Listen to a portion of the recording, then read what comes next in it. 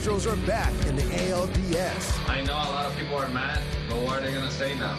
If you ask Oakland, they say it with a long ball. That one is belted. That baby is gone. AL West teams take their rivalry to the postseason. Welcome to Los Angeles. Oh yes, it's Hollywood. And it's Dodger Stadium. The 2020 American League Division Series is presented by Utz Snacks. We welcome you to Game 1 of the Division Series, best of 5 between the Houston Astros and the Oakland A's. AL West foes on TBS. Welcome inside the broadcast booth, everybody. I'm Don Orsillo, along with Jeff Francoeur. Matt Weiner will be with us in just a bit. Let's start with the Astros. The cheating scandal, a major overhaul for them. New general manager, new manager, and in hindsight, looking back on it, the perfect hire was Dusty Baker. Yeah, he's a guy that brings instant credibility to this organization. He's taken 4 teams to the playoffs before. Now this is his 5th team here in Houston. Feels like it's his last opportunity. Down year, though, for the Astros overall. Offensively, they have just not been able to click on all cylinders. But you know what? You look at that record, you lose your closer for the year, you take out Verlander and Cole, which combined last year, 41 wins and over 600 Ks. You do that, it's tough sledding. As you mentioned, under 500 during the regular season, but this team has a ton of postseason experience. Yeah, you saw the numbers of the amount of guys that have played in the games. You see that. That's your core guys from the last 4 or 5 years. And look, a guy they're really going to want, George Springer has been great. In 10 games at Dodger Stadium, 389, 5 home runs, 10 RBIs, has been great the last 3 weeks. Look for him to kind of get things going offensively. Well, the prior 2 seasons, the Oakland A's finished second to the Houston Astros with 97 wins. Not this time. They win the West. It's a different A's team this year. Yeah, and Bob Melvin's been there since 11, seen a lot of heartbreak in the first round of the postseason. You see that. Finally got over the hump. And actually, talking to him in our Zoom call today, Don, we could tell the excitement, the relaxation on his face. They finally got over this. But he knows if you want to beat the champs in your division, it's the Astros. They got the chance the next 5 days.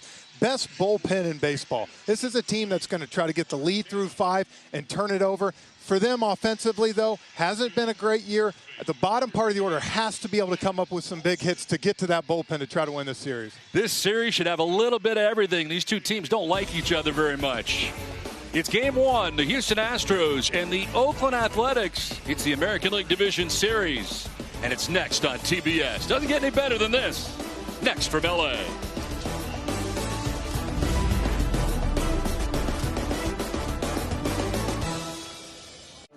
Back at Dodger Stadium, ready to go here in Game 1. The Astros and the Athletics from Dodger Stadium. The Oakland A's are the home team, so they have games 1 and 2 and 5 if necessary as the home team. Here is the Astros starting 9. George Springer leading it off and in center field. Jose Altuve is at second base. Michael Brantley in left field. Alex Bregman at third base. Kyle Tucker's had a big year. He's in right. Carlos Correa, he's going to be at shortstop. Yuli Gurriel at first base with Josh Reddick as the DH. He bats out of the 8 spot. And Martin Maldonado, the catcher, in the 9 spot for the Astros. We'll be looking at Chris Bassett today. Outstanding down the stretch for the Oakland A's. Well, the Astros are facing one of the hottest pitchers in baseball. And the reason Bob Melvin has turned the ball to him in Game 1, you see that. His last 4 starts, 3-0. Going to rely heavy on the sinker cutter. And when the team needed him most, Game 2 against the White Sox, all he did was go out there and throw 7 innings and keep them in the postseason. And rounding out the defense, catching for him will be Sean Murphy behind the dish, a guy that Bob Melvin has been very high on, young kid, and says he's only getting better. Great catch and throw guy, which this day is tough to kind of get to. So he's a guy, young kid, started the wild card game for them last year. And then rounded out Jake Lamb, taking over for Chapman, Simeon, Listella, who came from the Angels and one of the best defense first basemen in baseball. Olsen at first, and then going to the outfield, Robbie Grossman, Laureano in center. We all know the history there. And Mark Canha in right field to finish out this defense for the A's. We got the 6-man crew here in the postseason, round 2. And it looks like this. Trip Gibson has the plate for the first time in the postseason. He'll be calling the balls and strikes. Ed Hickok's at first base. Jerry Mills is the crew chief. He's at second today with Laz Diaz at third base. Ron Culpo worked the left field line. Adrian Johnson, the right field line. So here we go. It's a beautiful day in Los Angeles. It's on the warm side. And I have to say, Jeff, heading into this game and watching batting practice today, you're going to see some balls fly here today. We didn't see many balls go in the outfield that stayed in this park. So as you said, it's a day game here, which the ball flies. Then you add about, what, 91, 92 right now. We might see some balls jumping today. Two pretty good offenses as well going head to head. And here's George Springer to get it started. It was 1 for 9 on the wild card. And of course, the Astros made very quick work of the Minnesota Twins. 2 and done, and here they are to take on their American League West foes, the Oakland A's. As Chris Bassett ready to work. Right-hander staring in. He has been electric. 5-2 overall in the year, and his first pitch of the series is in there for strike one, and we're underway. 2.29 ERA during the regular season. That was 12 starts during the regular season. It all starts with George Springer, though, when you're talking about the Houston Astros in the top of their order. Yeah, he's a guy that, for me, he's got to get on base, got to get this team going. Look, the Astros didn't score many runs during the wild card series, relied on good pitching. They're going to have to score this series. Down 1-2. And Bassett compiling a 0.72 ERA in 37 1/3 innings at home at the Coliseum. It was pretty impressive. 91 degrees as we get it started here in Los Angeles on the warm side. On the ground left side into the shift and through that shift into left field. A base hit for Springer starts things here in the first inning.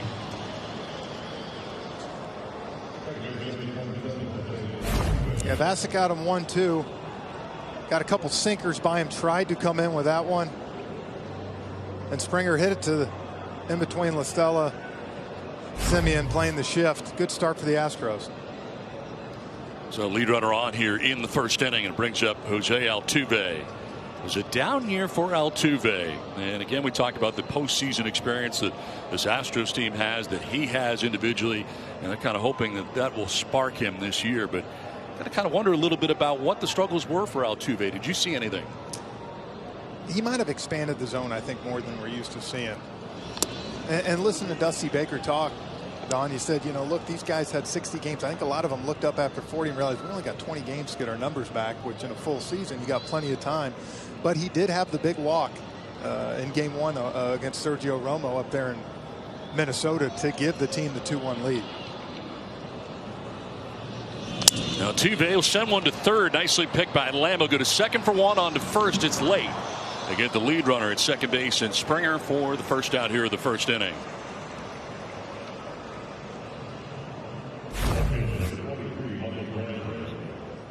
It looked like Lamb had trouble getting rid of this ball.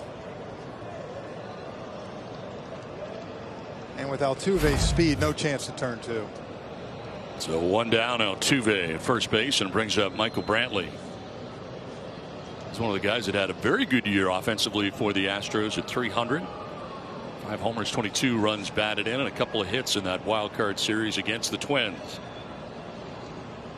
That's with one out. Now Altuve at first base. They shift on him on the right side. He's a guy that was so good in Cleveland for so many years, and then coming here to Houston. Gives you 4 professional at-bats every game. You talk to some of the players on the team, Don, they'll tell you, you just look to him, he's Mr. Consistent. You know he's going to have a great approach. And as you said, another great year after 3 all-star seasons before this. Takes the strike, grabs the outside corner, according to Trip Gibson.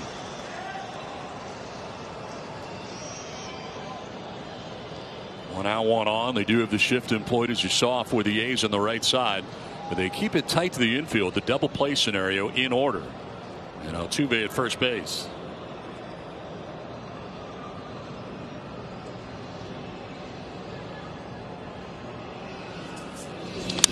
This one is lined down the right field line, a foul ball just to the right of that line. Over the head of the right field umpire, Adrian Johnson, down that right field line. Yeah, Brantley's so quick with the inside pitch too, though, able to pull those hands in. You see him playing the shift, but he's one of the best also in baseball, taking his base hits to left field, but just missed a double there. Now, free agents to be for the Astros: George Springer, one of them at the end of the year, and this guy, Michael Brantley, also. And they've been their 2 best offensive players all year. Brantley leading the team in OPS at 840 this year. And here he is batting in the 3 spot for Dusty Baker. Quick check on Altuve, easily back. The lead was not terribly large.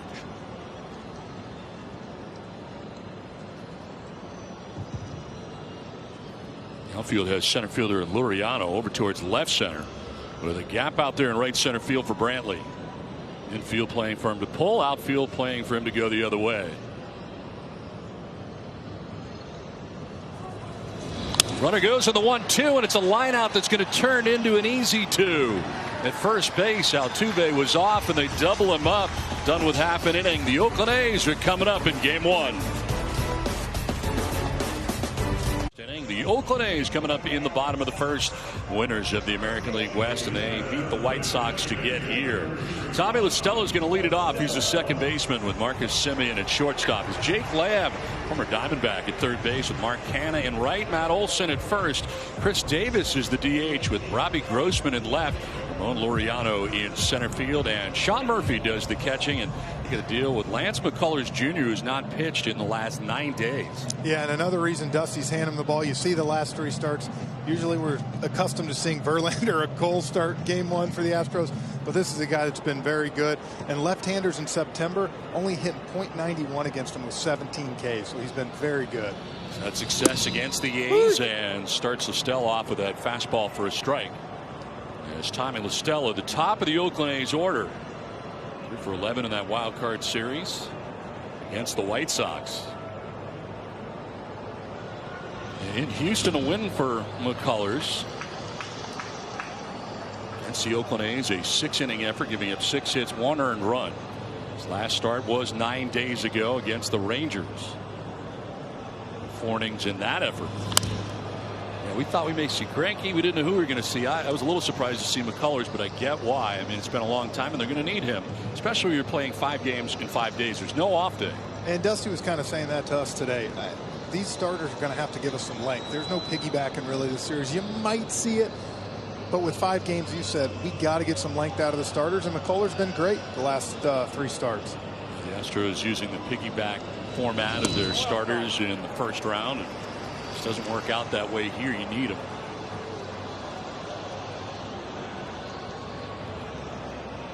McCullers Jr. has 540 and 2/3 career innings pitched. That's more than his dad had. So he has moved past his father and ready to work here with a 2-2. That's to short, and over there is Bregman, the third baseman, as part of the shift, and he throws out La Stella for the first out. Yeah. Battery made for McCullers Jr. today. Martin Maldonado behind the home plate, been so good. Played the most games out of any catcher this year. And going around the infield, you got, of course, as you said, Bregman at third base, Correa at short, Altuve with the gold glove there, and Gurriel, another great defensive first baseman. And in the outfield, Brantley, Springer, and the young Kyle Tucker, who's had a great year for Houston. 1 down in the first inning for Marcus Semien. 223 average during the regular season for the shortstop for the A's, and the fastball runs up and in. A shift on him as well, left side, with Altuve moving from second base over to the left side of the infield to join Correa. And Bregman right back at McCullers, return to center. He's got it, flips to first for out number 2. Nice pick right back at him, 2 away. And McCullers relies heavy on that curveball, one of his best pitches that we've seen him out of the pen a couple years ago, continuously throw it.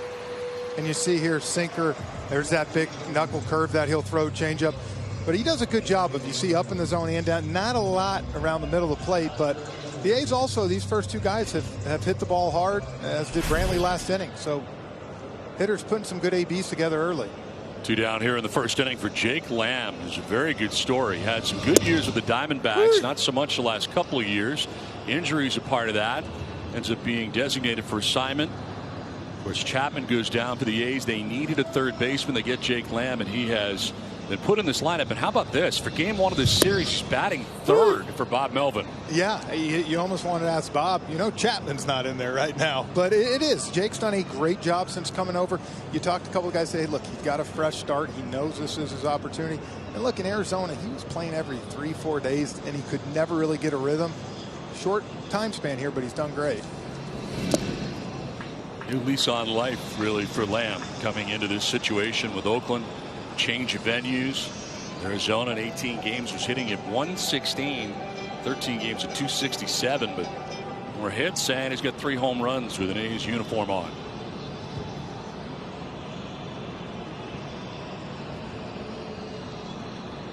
Colors with a 1-2 pitch. And that'll miss away, not by a lot. And I'm sure when Lamb came over, Bob Melvin said, look, we're not expecting you to be Chapman. He's the best defensive third baseman in all of baseball, one of the best just third basemen.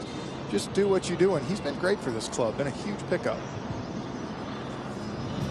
How big a deal is that for the A's to lose Chapman? Well, not only lose him, but you've heard Bob Melvin say the worst part is through all the pandemic and the way they travel, you can't even have him here. You know, so he's your guy that you really love, you want here, and he's not able to be with the team. 10 home runs when he went down. Big loss. Payoff pitch. And it is grounded foul outside of first. Yeah, so Oakland without Chapman on the other side. The Astros starting pitching has been really good, but you have to keep in mind they're without Garrett Cole, who's now in a Yankees uniform, and Justin Verlander just had Tommy John surgery. Yeah, and you talk about replacing those two guys. There's no replacing those two guys. Other guys have to step up, but it's a big loss. To lose Cole's one thing, but then to lose Verlander after one start this year. Swing and a miss, and McCullers picks up his first K. It's a 1-2-3 first. We're done with one in game one.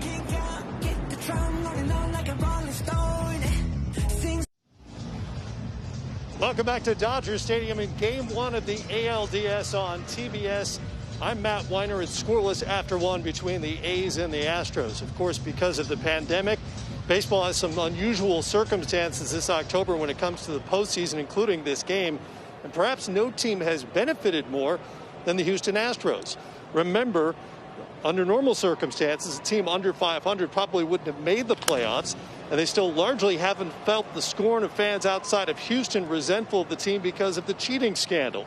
Dusty Baker told me yesterday that playing games in empty ballparks probably helped some of his younger players in particular navigate a season in which they were likely to be booed just about everywhere outside of Houston. For the A's, getting over the wild card hump this year means home field advantage is non-existent. Not only do they not have their fans here, unlike their series with the White Sox in Oakland, they can't have their family in the ballpark because of LA public health policy on COVID-19. The only real perk is getting to use the Dodgers home clubhouse, which is more spacious and has some better amenities than the visitor side or their clubhouse back in Oakland. However, they can say they're part of history because this is the first game on the schedule this round. It's also the first time a truly neutral site has hosted a postseason game. All right, Matt, thanks very much. And the first topic he had there about the Astros playing in front of no fans, that jumps out at me. I think back to spring training and what they went through there. That was pretty ugly there to begin the year in spring training. Can only imagine what it would have been like in filled ballparks and some tough venues for these guys. Yeah, I think we would have seen it the rest of the year coming. So big time, right? Yeah, for sure. And so, you know, it was. You talked to a couple of Astros players, they would say the first 2 weeks in spring training were tough. And that's not a rough group for the most part, spring training. This one is grounded left side, and Simeon throws on the run and not in time. Beating it out nicely down the line is Bregman. He'll reach to start things here for the Astros in the second inning. It's good speed right there. Yeah, good hustle. He was out front in a lot of curveball. You see another one here, and right when he put it in play, though, he was off and running. Bregman with good speed. The bang bang call, but looks like he just beat it.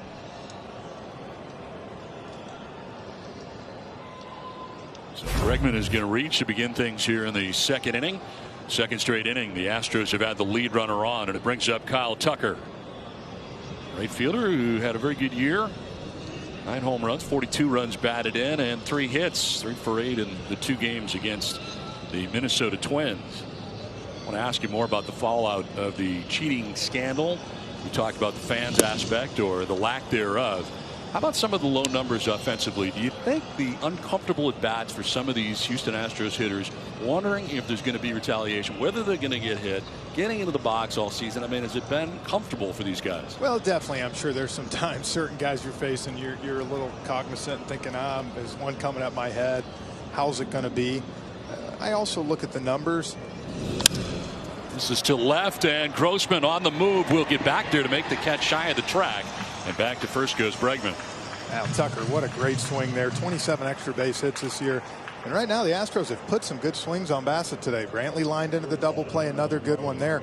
But look, these hitters, I think Dusty talking today made a good point. It's 2 months, it's 60 games, and I think these guys are too good of players that they would have got their numbers back up. But, you know, there's a lot of guys across the league that had down years. And I think with everything going on, spring training, not knowing when to start back, you know, it's been tough. But as this guy that's coming in here, Carlos Correa, said, get us to the postseason, and we're going to show you what we can do. And he backed it up in the wild card.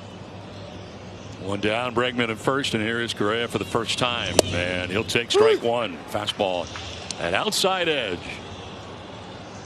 264 average during the regular season. Yeah, you're right. There were some very big names who had down seasons. And probably you think about ramping it back up again, what guys did in between the end of spring training when camps broke to are we going to play at all? Then you go 3 months and you get summer camp, which is also different to fire it up again. Yeah, and I saw a lot of players throughout the league. You know, you go through 35 games and all of a sudden you look up and you're hitting $190, you're hitting 220. Oh my gosh, I only got 20 games left to try to get this up. So I thought that's why this postseason would be so interesting, because I thought there were a lot of teams that we've seen, 8 teams left now, all have a chance to win it. Just got to get to the dance. That's what they told Dusty. We get to the dance, you'll see what we're made of. And here's their chance. We talked about it off the top. He is the perfect guy to be at the helm of this Astros team. He has done an extremely good job with this club. Oh, he's been, like I said, he's brought stability. They needed someone that had, you know, the respect fact right off the bat. And I thought Jim Crane, the owner of the Astros, did a great job of bringing Dusty in. Correa will break a bat, I think. That one has popped up foul into the Astros dugout, and that was some snappage right there. That was a heavy sinker coming in at Correa.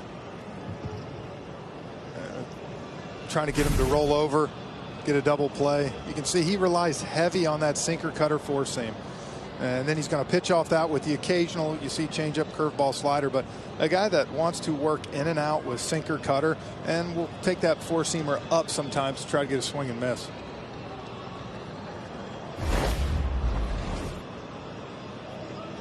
Bassett gives up the infield hit that starts the second, gets Tucker to fly out to left. Correa breaks his bat, has new lumber, and ready to work here with a count of 2-2.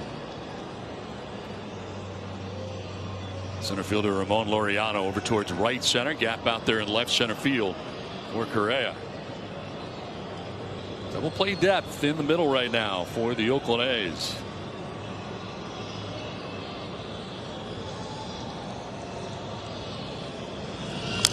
Fouls it off himself, and it'll stay 2-2. Yeah, he keeps trying to pound that sinker in, and look, when you're chasing and you're swinging like that, Don, keep coming in there. Eventually, you're either going to swing and miss or possibly roll one over. See the movement on that pitch. Ow.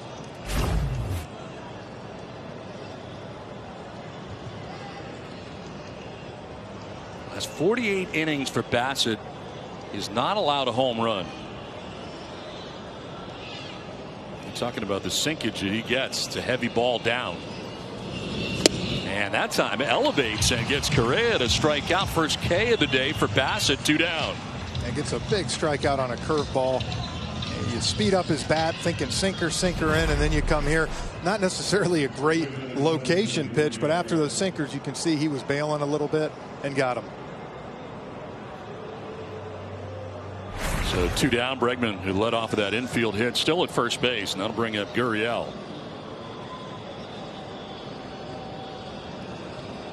First baseman for the Astros, bats out of the 7 spot. And taking that first pitch, he'll just miss in. Another guy who struggled a little bit this year. 31 home runs last year, only 6 this year. Signed him to a 1-year extension last week, though. Tacked 1 year on. Rounds it foul outside of third and evens a count of 1-1. The player in the Astros starting lineup entering the 2020 postseason has at least 1 start in a playoff game. They've combined for 1,420 career postseason plate appearances. So yeah, they've been here before in October. This particular group. Yeah, they continue to say, get us there and we'll show you what we can do, because like you said, the experience, the at-bats they've had, they know how to play in October.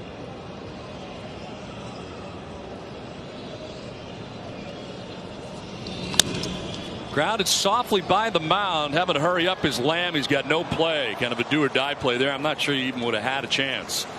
Cannot field it cleanly with the bare hand. Gurriel reaches, and Bregman will take second base. Well, this is a perfect example, Don, right here. The Astros had the least amount of strikeouts in baseball all year this year.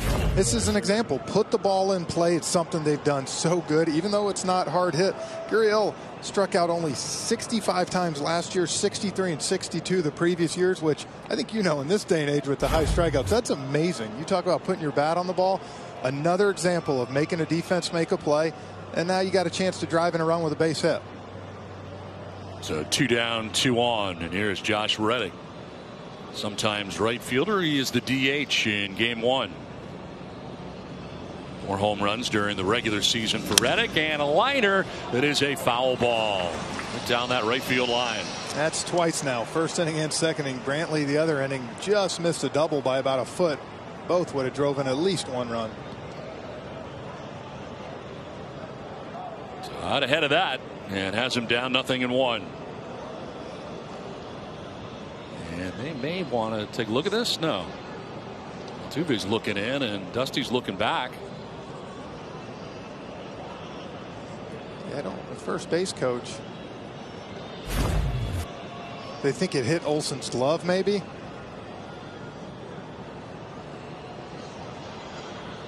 Not going to take a look.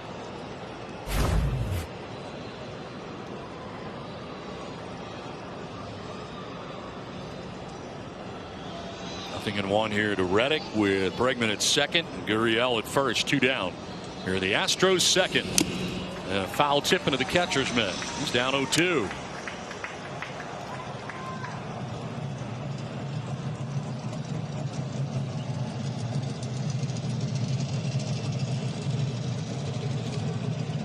That's at 5-2 during the regular season. Nifty 2.29 ERA. Gets the nod in game 1 for the Oakland A's.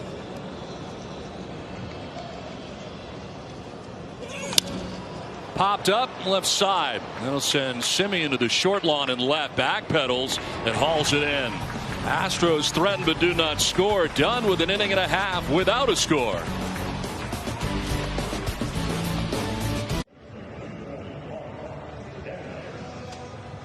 Bottom of 2, Astros and A's are scoreless here from Los Angeles. Let's take a look at inside the numbers presented by DraftKings. Highest curveball usage rate among starting pitchers, and McCullers 4th in that category. Yeah, he's up there, and it's not the big kind of breaking ball that Wainwright and Hill have. It's more kind of side sweeping, and that's what he does. Lefties, that's why they struggle. He throws that sinker away, and then he comes with that back foot. You saw him get lammed for it last inning. 2 strikes lefties. They better be ready for that pitch. Struck out Lamb and enjoyed a 1-2-3 first on 14 pitches. Cannon swings away at the first pitch he sees here to start the bottom of the second inning.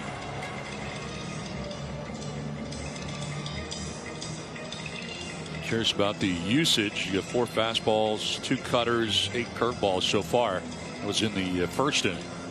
Here he is in the second, and ahead of Canna 0-1. See Olson and Davis scheduled to bat here in the bottom of the second inning.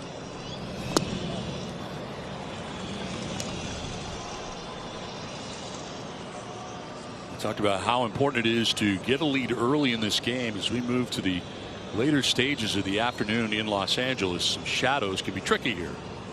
Yeah, I think it's definitely maybe a little more important for the Astros to try to get a few runs early with the bullpen for the A's. As you said, about 3:34 here Pacific time. It starts to get tough to hit. That appears to be Bob Melvin's strength, really, is the bullpen and shortening these games. Well, you've seen teams do in the past, the Royals for those couple years. If you have the guys in the arms, you can do it. All behind Canna 3-1. A look at that bullpen, which was so good all year long for the Oakland A's. Also had a flair for the dramatic. They were 6-1 in extra inning games this year. Led the majors in walk-off wins with 6. Led the majors in wins when trailing after 6 innings. Part of that is because the bullpen was so good. Gave the offense a chance to come from behind so many times in dramatic fashion. McCullers working very well so far, Matt Weiner, and things looking good for him to this point. Well, and his teammates love playing behind him. They talk about how amped up he gets, whether he's pitching that day or not. And they love playing behind him in particular because he's a guy who will go to them and say thanks for making a big play behind him. Alex Bregman told me today he's an incredible competitor who loves the big moment. And remember, this is a guy who started in Game 7 of the World Series. Strike 3 of Canna, who goes looking, much to his surprise. Strikeout number 2 for McCullers. We're down here in the 2nd inning. Well, don't miss the Yankees and Rays Game 1 next on TBS or ESPN Radio. Tomorrow, Game 2 of our series, Astros and A's at 4:30 Eastern, followed by Game 2 of the Yankees and Rays on TBS or ESPN Radio. Full schedule is available at MLB.com. One out here in the last of the 2nd inning, and here's Matt Olson. Yeah, Matt, a big power hitter, a guy that, talking to him, wasn't thrilled with his average this year. A guy hit .267 last year. But we know the power out of a rough wild card series. Looking to redeem himself here this series, and he's going to walk a lot. 34 walks this season. 195 batting average, as you mentioned, under the 200 level, and able to put together 14 home runs, though. Now, going back to what Matt was saying about McCullers thanking his defense, he should. It's the best defense in baseball. Best fielding percentage, only 20 errors in 60 games this year. So a team that takes care of the baseball. Defense in the shift right now. That one will get away, but not a problem. Nobody on base.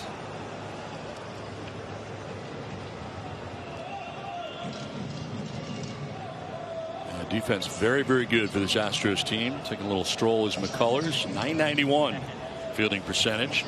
Best in the majors since the Orioles of 2013. .991. And it's big with some of these young starters for them to be able to put the ball in play. Don't have the strikeout guys like you did in Verlander and Cole. Fouled off very quickly back to the mound, but off of himself for Matt Olson. The shift right now for the Astros has Altuve. It's kind of the rover out there in short right field. Correa and Gurriel on the right side. Bregman moved way over towards second base. Fine shift here on Matt Olson.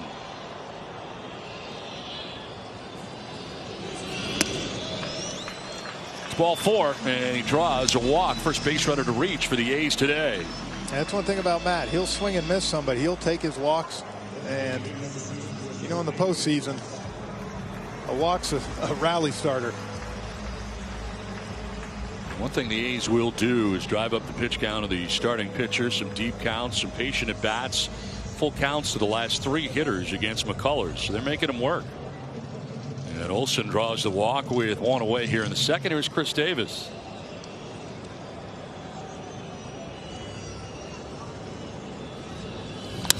Fly ball headed towards right center field and deep. Back goes Tucker at the wall, and that ball is gone. A 2-run home run for Chris Davis. And it's the Athletics who take the 2-0 lead here in the 2nd inning. Opposite field to right center, and it carries out of here.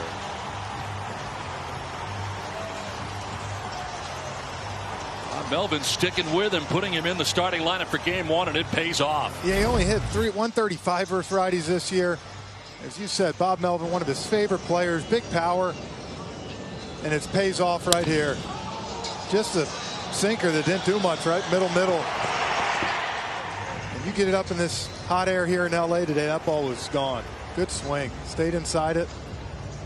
Like, he'd been struggling, hit the home run off Dallas Keuchel in Game 2. Bob Melvin put him back in there Game 3, and now we see him here starting Game 1. Just a couple of home runs during the regular season. But a big 2-run shot here, getting the A's off to the fast start. Walk set up the home run, and now Robbie Grossman, a fielder for the Oakland A's. 8 home runs during the regular season. Always trying to find his bearings here after the walk and the home run. Happened fast. 409 on the tail of the tape on that home run, and a painful foul ball for Robbie Grossman. Yeah, and you want to know how hard it is to be a manager. Bob Melvin, talking about Chris Davis, had this to say: it's hard to not put him in there. It bothers me when I can't put him in there. And he said there's a human side to this whole thing. I love the man. And like you said, sometimes it's tough to know when should I put a guy and when should I not. And as you said, Davis, tough year this year, but you come to the postseason, you reward a veteran guy like that, and look, he rewards you back. Yes, he did. 2-run shot here in the second inning.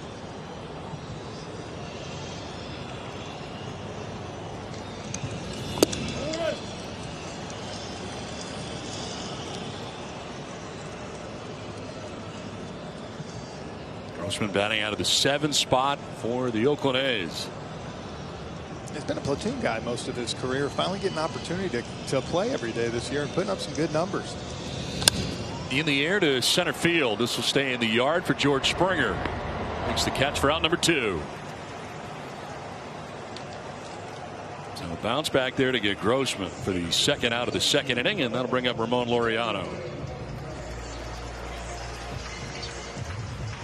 Well, the former Astro who comes up here, and one of the guys in the middle of the tussle that they had earlier this season. In the regular season, these two teams do not like each other, and Ramon Laureano does not like many of the Astros as a group.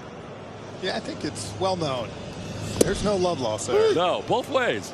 Yeah. And another guy that's had somewhat of a down year for them, but plays great defense, strong arm, and really one of the young leaders on this team. That'll be a strike, maybe. It's called a strike, but appeared to be a little bit off the outside edge. Yeah, he's trying to work the corners. Pretty darn good pitch, though. I used to always say you keep putting it there. You might not get it the first couple times, Don, but if you keep hitting that spot, eventually, usually the umpire will give you that first strike. Laureano had to serve a 4-game suspension for his role in the brawl we were talking about against the Astros earlier this season. He began his career with the Astros. He's picked him up for relatively cheap from the Astros prior to the 2018 season. So many prospects. He's available in the Rule 5 draft. This is to first, and Gurriel taking himself. That'll end the second inning, but the damage has been done. Chris Davis, the A's DH, with a 2-run shot, who's put the Athletics on top 2-0 after 2 in game 1.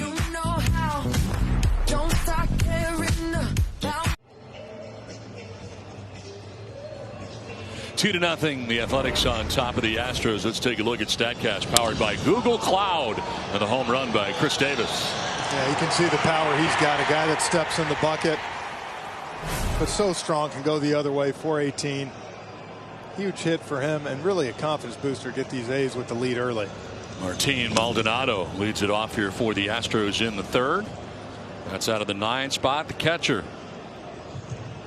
215 during the regular season, had 6 home runs and had a hit in the wild card series prior to this. Yeah, and a guy that's patient at the plate, drawn 27 walks this year. Catch first guy, but really grinds out at bats. It's a big threat down there in the 9-hole.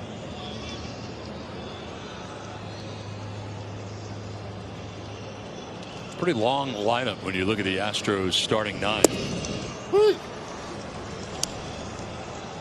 Guy like Reddick batting out of the 8 spot, Gurriel 7th, and Maldonado, as you mentioned, out of the 9 spot. Yeah, and big inning for Bassett here. When your team gives you the 2-0 lead, being able to come back, get a shutout inning, get your offense back there, whereas the Astros, they feel like they need to at least put 1 on the board here and strike back. Athletics shifting on the left side, and Maldonado will take the strike.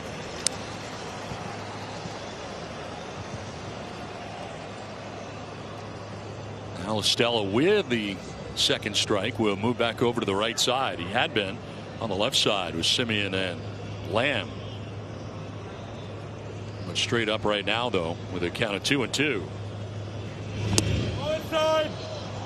Yeah, very rarely in this day and age do you ever see a defense kind of just straight up now. Yeah, it's strange. And it is. They are. So you've seen a guy that can hit it to all parts of the field. Now he's got a 3-2 count.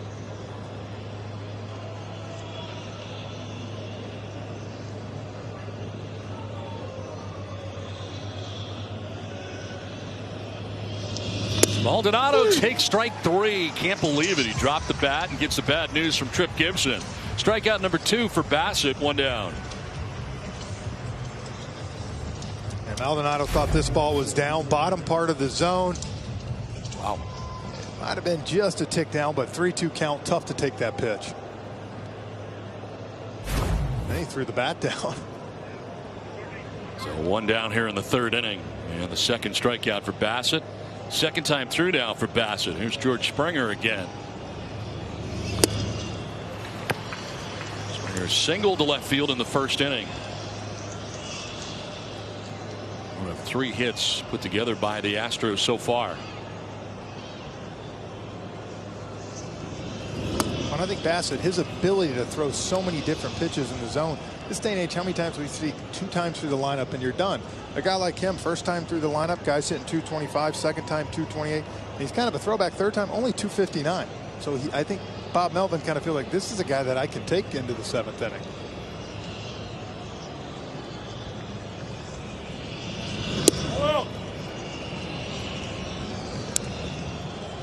Bassett is really good down the stretch. And you look first time, second time, third time, and pretty impressive all the way through. Yeah, when you see these numbers, it's usually not like that anymore. This is over the shift and into left field. A base hit for Springer. He's 2 for 2. Yeah, Springer, he got off to a slow start this year, Don, but he has gotten hot. He puts a good swing. Probably lucky this ball actually stayed in the yard. As you said, he's getting hot at the right time here. 2 for 2 in today's game so far. Both base hits to left field, and that takes us to Jose Altuve. Grounded into the fielder's choice in the 1st. He's 0 for 1. Double play depth here for the A's with 1 out, a runner at first. And a swing and a miss for strike 1 on Altuve. Pull off the ball on that pitch pretty good.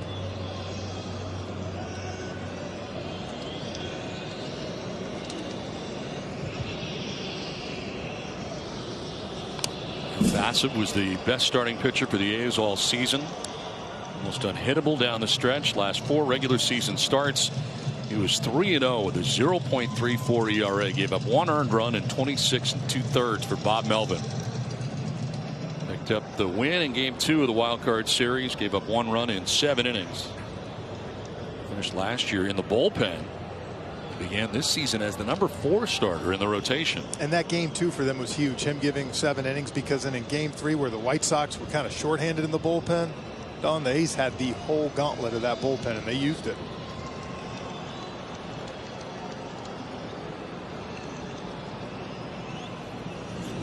Swing and a miss, and Altuve strikes out. 3rd K for Bassett. 2 down here in the 3rd inning. Well, great job. You see a guy pulling off the ball like that. He throws it even slower at 71. See the front hip fly open. Great pitch, great location.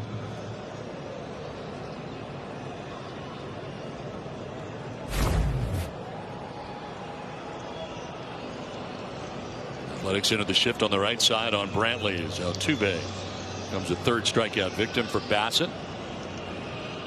There's Estella in short right field as Brantley gets a 2nd look at Bassett. Quick check over at first on Springer. Held on by Olsen over there. Brantley lined into a double play to end the 1st. They had sent Altuve with 1 out. It turned into an easy double play defensively for the Athletics. Yeah, that ball's 1 foot to the left to right. Might have had a double and an RBI. I said, even though it's 2-0, the Astros hit some balls hard. They lined into that. There's 2 doubles down the right field line we saw by not too much. Always a good time to have a cookie.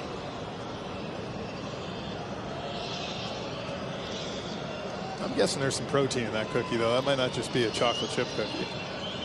Although if it is, good for him.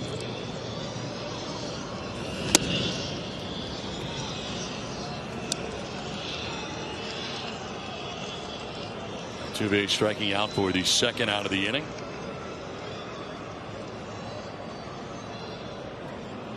Career .311 hitter. Just a down year for him, but hoping to turn it around in the postseason. 2 outs and Springer at first with a good sized lead over there at first base.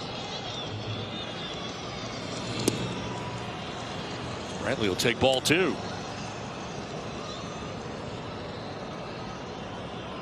Five wins during the regular season for Bassett. And a little landscaping on the rubber area there.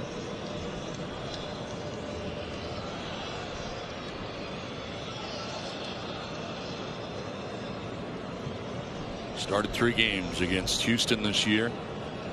1-1 with a 2.65 ERA for Bassett. This is to center. Laureano moving in and over on a slant will make the catch. It'll wrap up the top of the 3rd inning. Astros leave a runner. The Athletics through 2.5 have a 2-0 lead in game 1.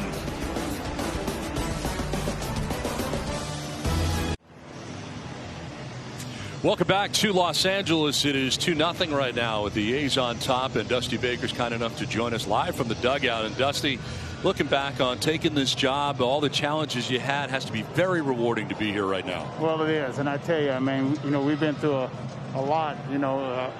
Players being injured, players having the COVID. We didn't even know we were going to get to this far. So I'm very thankful that we got to this point. Because it didn't look like baseball's going to get here. So it's here. So we better enjoy it and try to make the most of it. Dusty, you look at your offense today. No runs through 3, but 4 hits. You've stung some balls hard. You got to be kind of happy the way they're swinging the bat off Bassett. Yeah, very. I mean, these guys. Michael hit two rockets, and Altuve hit a ball hard in the 1st inning, and I'm very pleased. We just gotta find some holes and get some luck. We had a couple little infield bleeders, but. Hopefully we can get somebody on base. Dusty, I know how weird this has got to be for you, as this one is driven to center field. Back goes Springer, and that ball's going to be gone. That ball's flying out of here. Sean Murphy takes it out to straightaway center field, and the A's jump on top. 3-0 in this one. Well, that's what the A's do. I mean, they walk and hit homers, and they're in their game plan mode. So we gotta keep them in the ballpark. Don't walk them. And then score some ourselves. As you said, Dusty, I've never seen the ball fly like this at Dodger Stadium like we're seeing it. Yeah, me neither. I played there for 8 years, and boy, it was tough to hit it out here, especially at night. It travels better in the daytime, but I've never seen balls go out of here by right-hand hitters to right field the way I have this year. Dusty, thanks for doing this. We appreciate it. Good luck to you. Okay, thank you. A home run for Sean Murphy out of the 9 spot. You were talking about Sean Murphy off the top, and you thought he'd be a big key. I did. Bob Melvin, a catcher type guy. Look, those managers that are catchers and have done the position, it's tough to please them. Yes. But for him, he talked so much about him and what he's done, and that he's only getting better offensively. And he was telling us today, I thought about moving him up in the lineup because he's been hitting the ball so good, but he feels good down there in that 9 spot. He'll take his walks. And you saw that hanging change up, dead center. Always thought from afar it would be tough to play for a manager who is a catcher. You think of guys like Joe Girardi, Mike Socia, playing for those type guys. And here he is for Bob Melvin. Yeah, like you said, for him to get that, hit a change up dead center. Those are the tack-on runs that, as a pitcher for Bassett, you got to love. Keep giving me those. Thanks to Dusty Baker for joining us live from the dugout. And it's never easy when they get a home run on a live. On cue, unfortunately. But Dusty told us earlier today, he said this A's team, that's what they want. They want to walk and they want to hit home runs. They're trying to do damage. And so far, they've been able to do that. They have launched so far. Chris Davis with a 2-run shot in the 2nd. Sean Murphy with a solo shot. And this one through the shift into right field. Tommy La Stella, top spot in the order. He's aboard. And we didn't talk about Tommy the first at bat as we come on, but what a professional hitter. He will spray the ball all over the place, takes the ball just off the outer half here. He was a huge pickup coming from the Angels for them this year. And he's really taken over that leadoff spot and kind of ran with it. Rear utility man and Tommy La Stella coming over from the Angels. Also picked up left-handed starter Mike Minor, who's acquired from the Rangers, the 2 players they got for the trade deadline. And he's got a good-sized lead over there at first. Marcus Semien grounded back to the mound in the 1st. He's 0 for 1. I think people forget how good of a year Marcus had last year. Finished third in the MVP voting. We talk about the A's being an unknown team. You know, he wasn't even an all-star last year. How many times do you see a guy? Lines this one sharply into center field. Listella will stop at second base. Springer up with it pretty quickly, and first and second with nobody out here for the A's in the third. Even if you have a great second half, how many times do you see a guy finish third in MVP voting and not make the all-star team? It's tough to do. Yeah.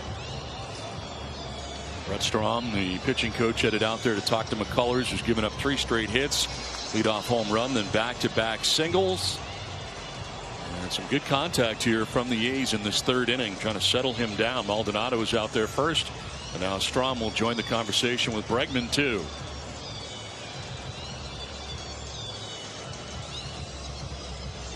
Important part of the game, and I think that's why you're seeing him out there trying to calm him down, Don. It's 3-0. You know the pen that the A's have. You can't afford to get behind too much on this A's team, or it's ball game. That's the thing. We talked about the shadows. We talked about their bullpen. There are some issues. You need to keep this thing close at the moment. You get later on in the afternoon, it's going to be much tougher. Yeah, and a huge part here. If you're the A's and you're able to tack on a couple more, you make the Astros afternoon get a lot longer. 2 on, nobody out, a run in, and Jake Lamb coming up. Him in the 3 spot for Bob Melvin. He struck out swinging in the first inning against McCullers. 2 strikeouts for the right-hander.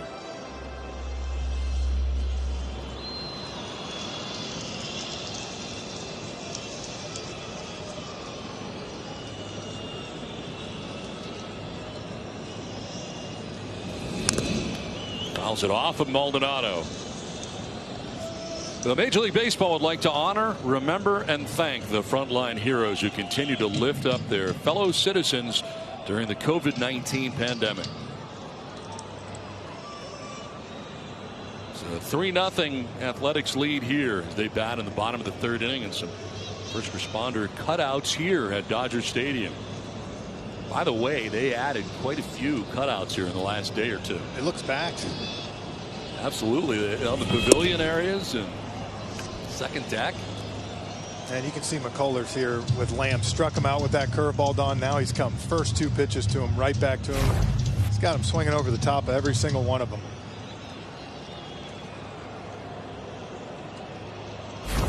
It's pretty nasty right there. Yeah, it's a good pitch. See if he goes back to it.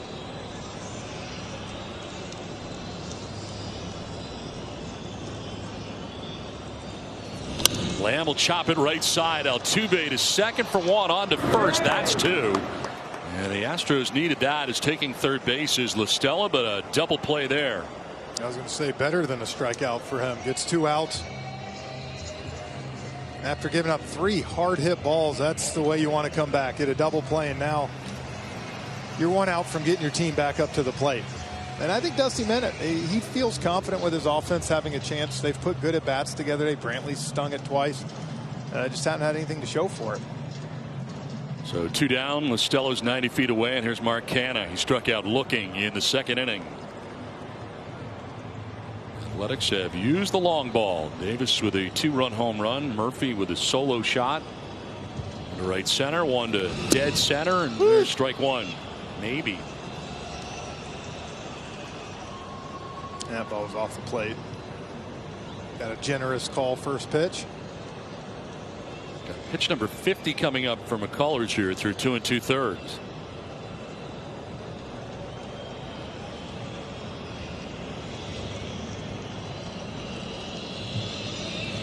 Canha down 0-2.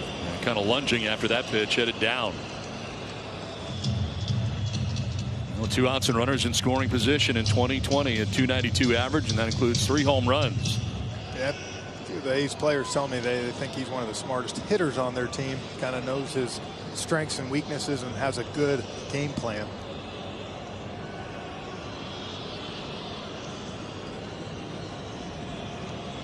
Like going back to the breaking ball here on the 0-2 pitch. And that'll work. Strikes out. Canha picks up his 3rd K, but the damage has been done in the inning. The A's add on. A solo shot for Sean Murphy. Had 7 during the regular season. It's a solo home run. Puts the A's on top 3-0 after 3.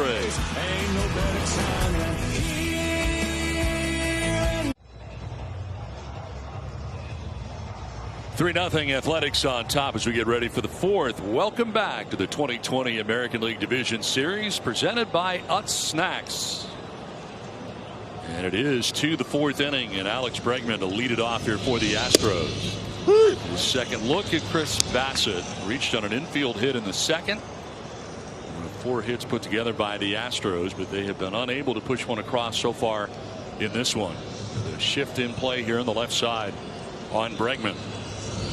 Now Bassett, the first 3 innings, given up 4 hits, a couple hard, but he's done a good job through 45 pitches, 22 fastballs, 10 curves, 10 sliders, 3 changeups. So he's done a good job game planning and keeping this Astros lineup kind of off balance.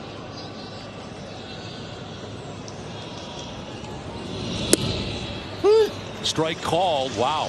Bregman didn't like it, and you can see why. Here to be away. Yes. It's a tough one to get called on you. Bregman last year so good, 119 walks and 41 home runs, and I think you look at it this year, he's only walked 24 times, and there's 6 home runs. I think it's been difficult for him to be able to, when you're kind of not staying in the zone, have that power. This one is driven to deep left field. Back goes Grossman onto the track. He will leap and not make the catch. It's gone. A home run to left field for Bregman. Astros on the board with a long ball of their own. Bregman, who hit 6 during the regular season, it's a home run here, and the Astros are on the board in the 4th inning. Talking about staying in the zone, he finally got a curveball hanging in the zone and didn't get it all. Got it off the end of the bat, it looked like. But so strong, and the way the ball's flying, just snuck it out of here. 11th home run in 47 career postseason games. And that one just on the roof of the wall out there in left field, a new area they have out there in front of the pavilion. This one is back where it came from, up the middle and by the dive. Simeon into center field, and Tucker's aboard. It's a back-to-back base hits as the Astros lineup comes alive.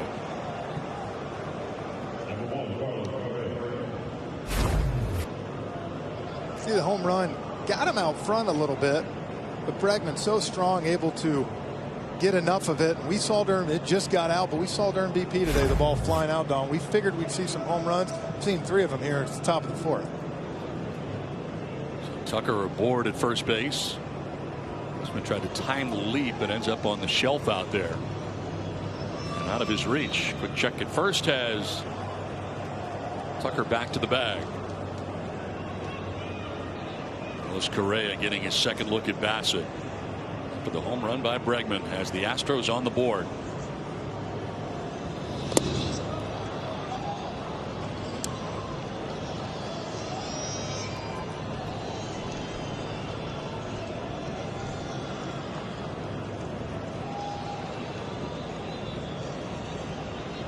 Home runs for Correa, second most by a shortstop in MLB history in the postseason. Behind Derek Jeter had 20 home runs, 61 RBIs in postseason play among shortstops. I thought we both would be interested to see how Bob Melvin and Dusty use their bullpens, who comes in after. In the air to center field. Laureano going back. He's battling the sun at the wall. That ball is gone. And this game is tied. Correa with a 2-run shot to center field. 2 home runs in the inning for the Astros. And all of a sudden, in a blink of an eye, it is 3-3. That happened very quickly for the Houston Astros. Now, we talked to Dusty last half inning and liked the way the team was swinging the bat, said we got to find some holes. Now, one way to do that, put the ball over the fence. Gets a hanging slider, top of the zone. Both pitches. Bregman was a curveball up. That's a slider up. The way the ball's flying and as good as these hitters are, that's going to be your result. Listen to it. 421 feet. And this game is tied 3-3. Man, I was talking about the bullpen, saying in a best of 3, which we saw in the wild card, you saw a lot of guys warming up early. Now, 5 games, how long do they kind of give these starters 5 games, no off days. Yeah, you're right, no off days. And now that the game's back tied, who blinks first and goes to the pen? This has happened fast on Bassett. The home run by Bregman to begin the inning. Single, another home run, and now this one falling fast to center, but incoming to make the catch below the cap high is Laureano.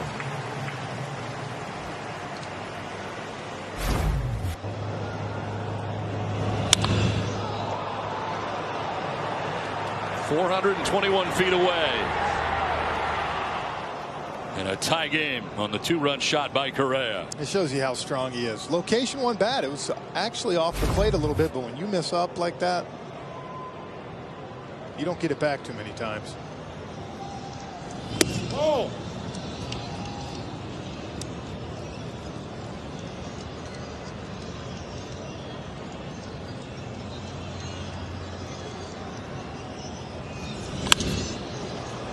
In the air to center field. Laureano again. Got sunglasses on. Lots of sunshine, but he's there for out number 2. He's handled the last 2. And that dugout is alive now. They got down 3-0, but not to worry. They've tied it up very quickly. Man, this is a team offensively. Although they've had a down year, we know how fast they can put runs on the board. We've seen it in years past. And here it is. 3 batters, 3 runs. Martin Maldonado, who struck out looking, was none too pleased either. Back in the 3rd inning, getting his second look at Bassett, who has settled down after the quick start here in this top of the 4th inning for the Astros.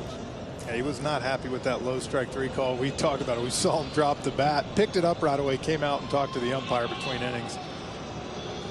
Catching the next 7 innings, got to make sure you butter him back up. That's the thing. You can't really burn bridges or end your relationship with your home plate umpire, because you're going to need him. Yeah. Got to be friends. Yeah, so that's what I'm saying. He went right up to him. I'm sorry, I didn't mean to. My bad. Yep. And you could tell it. He picked up the bat right away when he did it.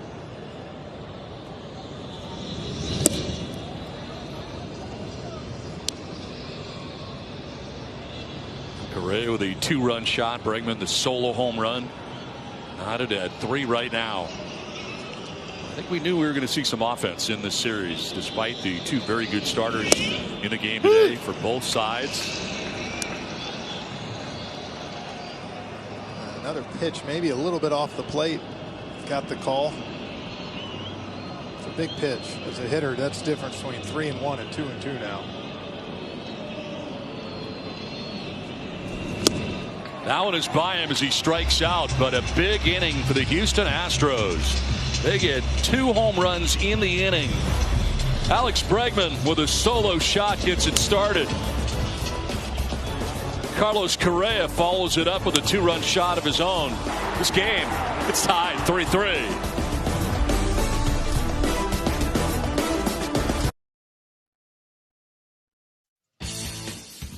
It's time for tonight's Limelight Stat presented by Corona Extra. Active career wins, active managers. Most career wins among active managers, and Dusty Baker over Terry Francona.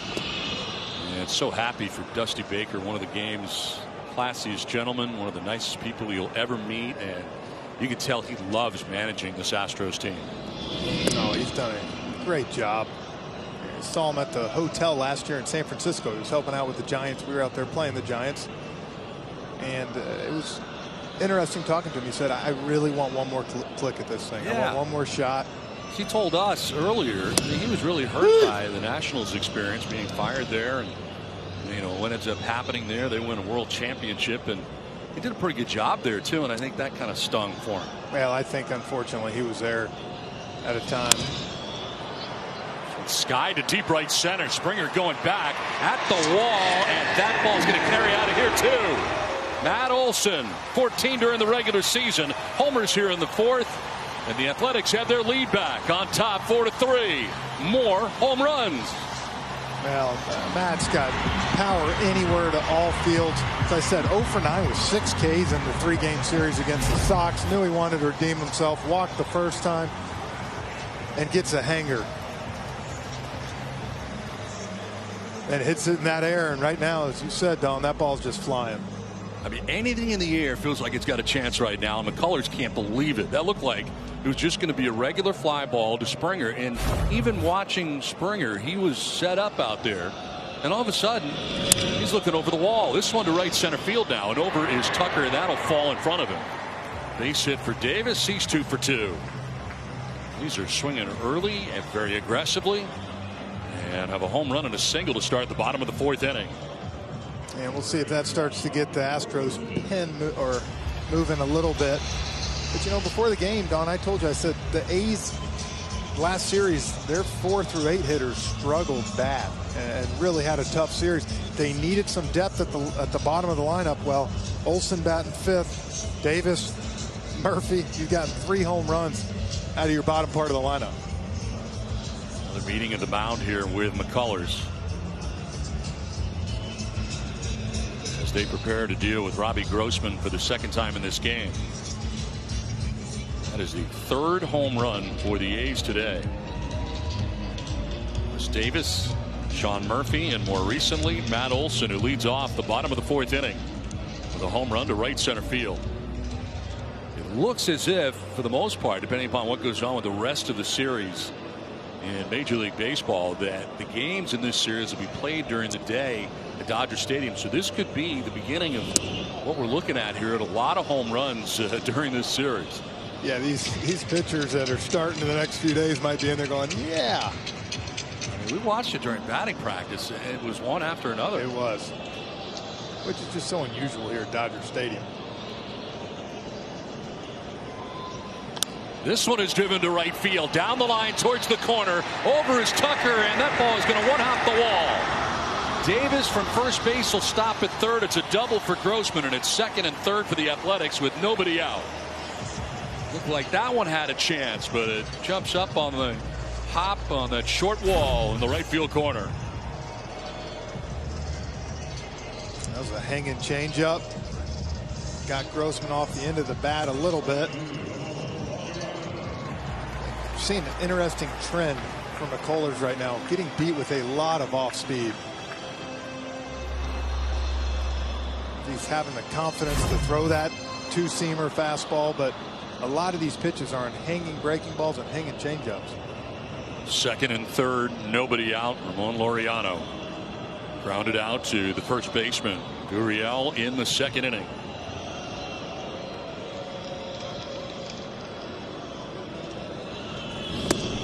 Take strike 1. And there's that good sinker.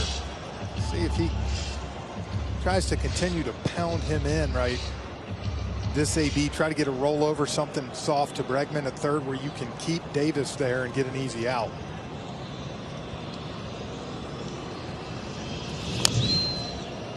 Fouls it off and jumps ahead here 0-2. Brady's first up right now for the Astros in the pen, the right-hander.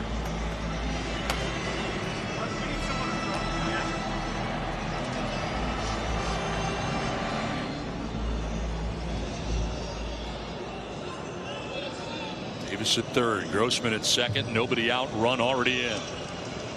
Let's put the Athletics back on top, 4-3. Use a punch out right here. That one's in the dirt, blocked by Maldonado. It's blocked there, that runner 90 feet away. Yeah, threw 2 sinkers in, had a chance to try to go away, didn't want to hang it. I said I'd love to see him come back in with that 2-seamer right here and get a rollover to Bregman.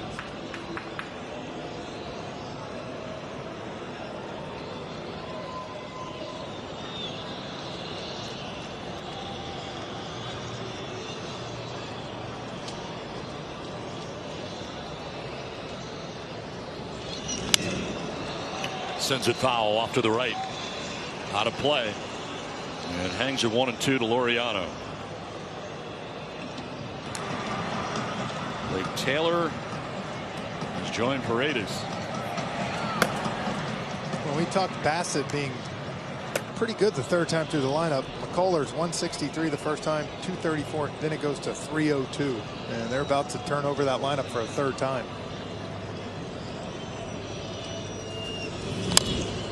Rounds it foul outside of 3rd, battling away. 63 pitches for McCullers, but more than anything, kind of ineffective right now. 3 straight hits. Well, and that's why I like that two-seamer you just saw. He's gotten 2 ground balls, foul on it, but you can, to me, get an easy ground ball to Bregman, keep Davis. Whereas if you go to that slider or curveball, it's a good one, but he's been kind of hanging it today. And that's the last thing you want to do to me here is to Laureano make a mistake on an off-speed pitch and give him something to hit a fly ball on. Close pitch, a little bit low perhaps, and Maldonado framed it there for a little extra for Trip Gibson to get a good look. Evens at 2-2 to Laureano. I'm not giving him anything soft to let him get extended on. I want to pound that two-seamer in. Davis at third, Grossman at second. And a 2-2 coming to Laureano.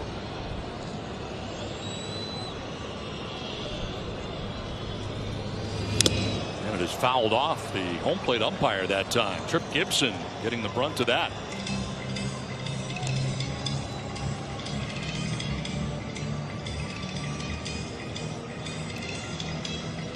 Maldonado checking on him. A little professional courtesy on what appeared to be straight direct hit, and it was. Nothing glancing about that. Gibson appears to be okay, a little rattled perhaps. 2-2 again. And that's strike 3. Goes to the breaking ball to get Laureano. 4th strikeout for McCullers. And boy, did he need that. It's out number 1. Yeah, got away with a backup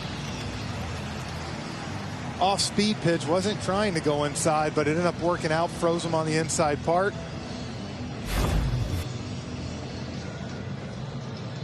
You can see Maldonado set up away. The ball hits the inside part. So 1 out, 2nd and 3rd. And here's Sean Murphy. He hit a home run in the 3rd inning.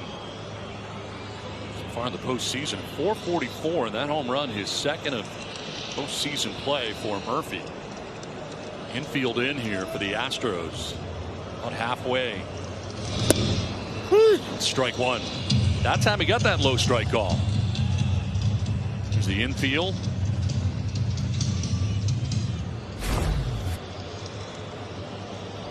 Not getting that before, got it that time. Good downward plane at 95.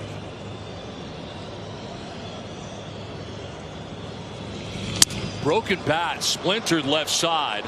Only plays at first, and it's made by Bregman. Everybody stays where they're at. Davis at third, Grossman at second with now 2 down. And great pitch. As I was saying with Laureano, same thing here. Murphy hit a changeup for a home run to dead center. Don't give him anything out over the plate. Throw that nasty two-seamer, and you can see he shattered his bat. There's wood all over the infield. Well, and Davis, look, he's not the runner that he used to be at third base, Don, so something's going to have to get through the infield. That one, easy out, and now you give yourself a chance to get out of this mess.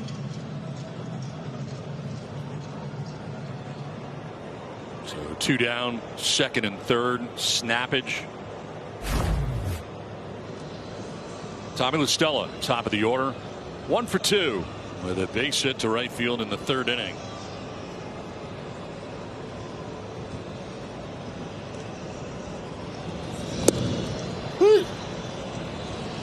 Colors jumps ahead. Getting through this with just the 1 run would be huge for McCullers and the Astros. The way this inning started with a solo home run by Olson, followed by the single and the double. You had 2nd and 3rd, nobody out, a run already in. McCullers has grinded it out here, struck out Laureano, got Murphy to break his bat, ground out to 3rd without the runner advancing plateward, and here's an 0-1. That's strike 2. Again, back to the breaking ball to get it. That was a missed spot trying to go in, but he got the strike on the outside corner. And La Stella, you got to throw strikes. 27 walks this year to only 12 Ks, so he's not going to chase outside the zone too much. And now if you're Lance, you got to make your biggest pitch of the game. 10 of the last 12 pitches for McCullers have been strikes.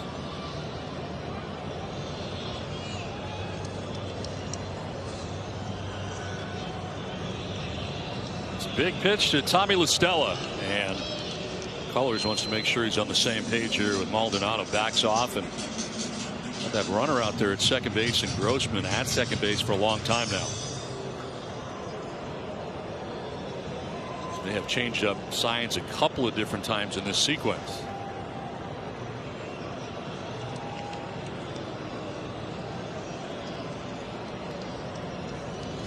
La Stella will strike out, and McCullers does a great job of getting out of any further trouble in the inning. That's 5 Ks, but a home run for Matt Olson at 14 during the regular season. He homers here to lead off the bottom of the 4th. Let's put the Athletics on top 4-3.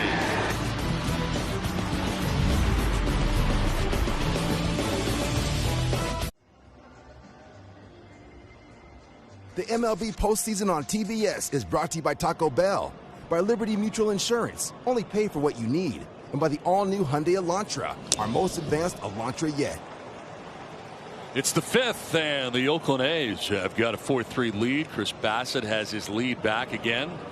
Enjoyed a 3-0 lead going into the 4th, but the Astros scored 3 times to tie it up. Oakland comes back with yet another home run, and it is now 4-3 A's. George Springer leading it off, and is quickly in the hole here, 0-2. As you said, Bassett's he's back out there with the lead at 4-3, but they have to feel great about second and third and no outs and getting out of there without any more damage. What a battler Lance McCullers was in that inning, and ends up getting the strikeout, ground out, strikeout.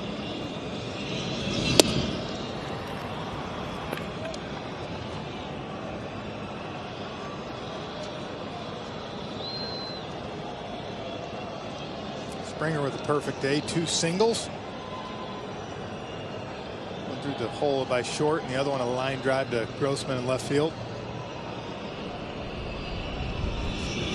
Oh! Down and in, and it's 2-2. Springer, Altuve, and Brantley teed up in the pen right now. First action we have seen for the Athletics on the day. Here with the first batter and Springer of the 5th, and that's ball 3.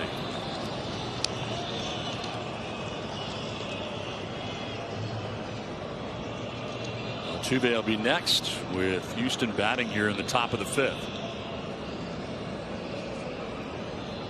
It's the second 3-ball count for Bassett in this game. And he's not walked anybody. Flared foul off to the right, out of play. Springer is 2 for 2. He is single to left on both occasions, in the first and then the 3rd. So this is his 3rd look on the day at the Athletics starter Chris Bassett. And that's why you saw the 2 previous pitches. Bassett really trying to pound that 2-seamer in on his hands. Both the other pitches he was able to get extension on. To right center field, that ball is falling fast, and it's going to get in for a base hit over his cannon to cut it off. But Springer is 3 for 3 and has a leadoff single to begin the 5th inning for the Astros.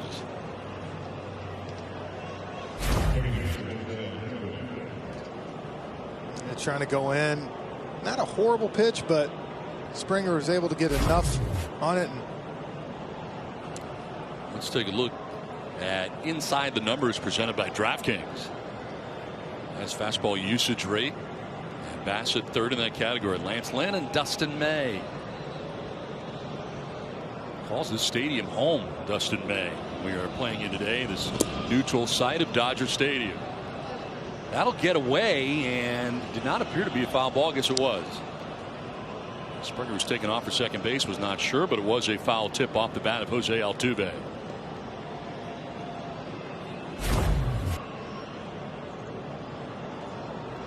Yeah, hit the bottom of the bat coming through that 2-seamer. And a guy they really need to get going, the Astros, Jose Altuve. Springer's getting on. Brantley's hitting the ball hard.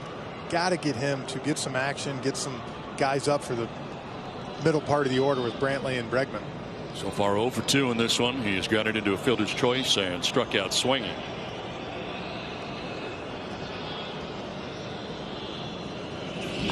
Lines this one into right field for a base hit. Springer will head to second base, and the first two Astros have reached here in the fifth inning. Back-to-back hits, and there you go. Altuve getting it going. And that might be it for Bassett.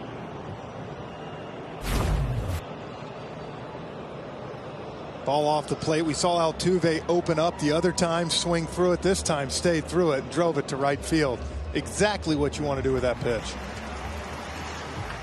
So the first two Astros reach on back-to-back base hits. We've got a pitching change from Dodger Stadium in L.A. It's 4-3 Athletics. This one so far. Yeah, Davis gets a fastball for the home run. Rest of the pitches all off speed. Change up for Murphy. Bregman catches a curveball out front and just gets it over. Correa gets a hanging slider and absolutely hammers it. And then the big guy, Matt Olson, takes a curveball and skies it out of here. 4 off-speed pitches for the home run. Balls are hanging up. That was the TBS Total Motion presented by Progressive. Into the pen for the first time are the Oakland Athletics. Yasmero Petit into this game. A guy that they have relied on heavy the last 2 seasons. Last year led the AL with 80 appearances with a 2.71. This year he's even done better than that. A guy that doesn't throw hard. He's looking to get ground balls, double plays. He only throws 88 with his fastball, but he's going to be fastball, cutter, and the occasional change. Takes over for Bassett, who ends up throwing 73 pitches in 4+ innings and is responsible for the 2 men on in Springer and Altuve here in the 5th. Well, we saw the numbers coming into this game. You see Bassett. It didn't throw a horrible game, but him and Lance McCullers Jr. on the other side, both those guys had been throwing great. The ball's flying today. They ran into a tough day to pitch. 2 on, nobody out, and Michael Brantley coming up here for the Astros. Had no luck against Bassett. Was 0 for 2, lined into a double play in the first, lined out to center in the third.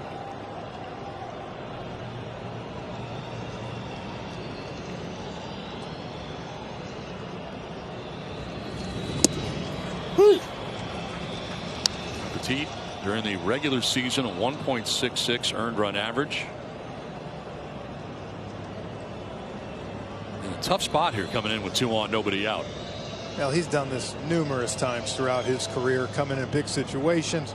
As I said, after you see a guy throwing hard, he comes in, he's just going to spot and try to locate and get the A's out of this inning with the least amount of damage possible.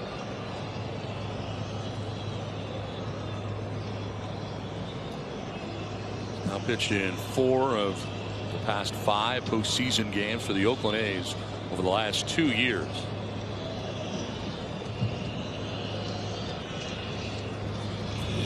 That's on the ground over by the Astros side of things, first base way. Here at Dodger Stadium in L.A. He's one of those throwback pitchers, Don, that you get so frustrated as a hitter because all you see now is high velocity, huge spin rate. And he's a guy that just comes out of the bullpen, not going to overpower you, but knows how to pitch, knows how to get outs. And that's why Bob Melvin bought him in this game right now. Perfect situation for him.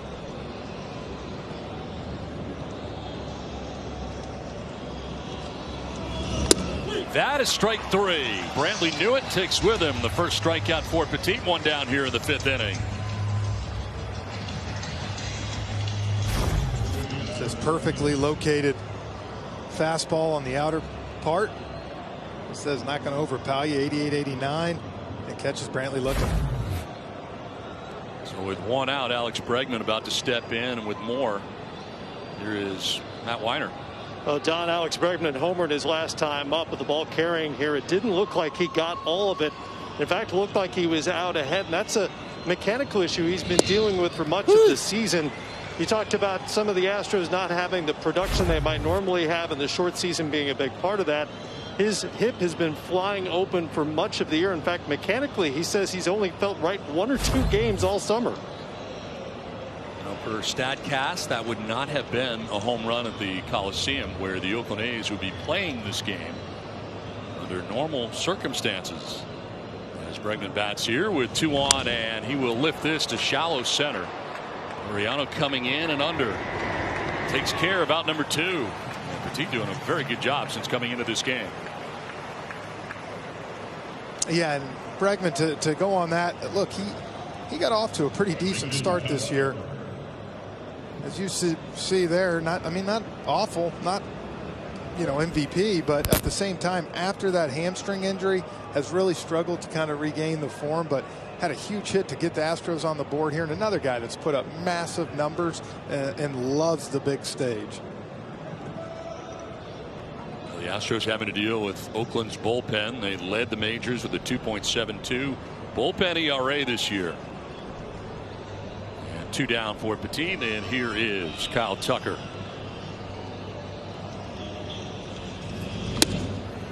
Tucker has flied to left and singled to center.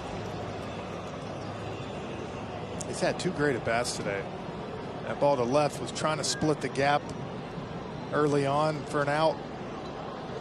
And then after the Bregman home run, led off with a single up the middle to continue the rally. That's a strike. The Astros are out hitting the Athletics right now, 9-7. Put together 9 hits in this game. Well, as a hitter, you can see that's the respect they have for all his different pitches, the cutter, the change, how he looks. When you see a guy take 90-mile-per-hour fastball right down the pipe, you know he's thinking other things too. To center field, Laureano has got room. He'll put it away. And gone are the Astros after a promising beginning. They cannot score. A's have a 4-3 lead from LA.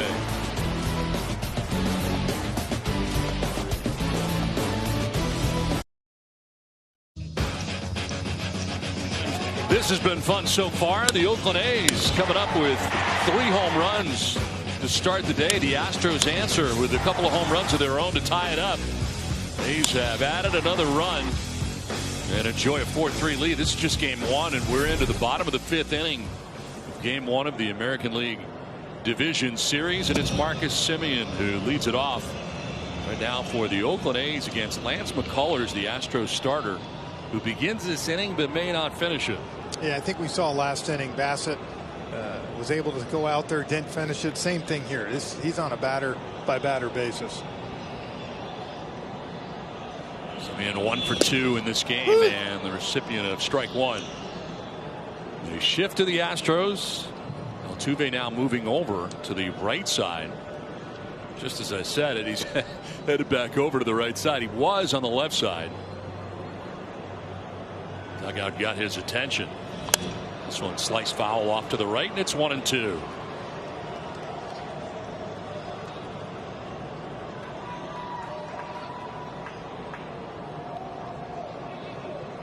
Semien, Lamb, and Canna, 2, 3, and 4. Featured here for the Athletics in the bottom of the 5th inning. They've got a 1-run lead to come to bat here in the bottom of the 5th.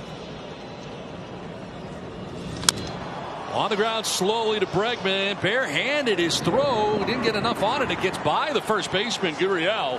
And to second base goes Semien. The throw will be late. And he'll stand at second to begin things here in the 5th. Bregman with a bad throw from third base on the barehanded bid. Yeah, Bregman with a great play to start. Tough barehand with the ball rolling. Look, you can see he had a knuckle grip. Slow that back down in a minute. We'll be able to see he could never get a grip on the ball. Watch this. Watch his 2 fingers.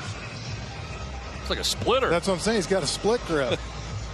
And he threw a splitter over to first. Gurriel unable to handle it. And a great job by Marcus rounding quick and getting the second. Had to go right away. That'll do it for McCullers. We've got a pitching change with the Athletics on top 4-3.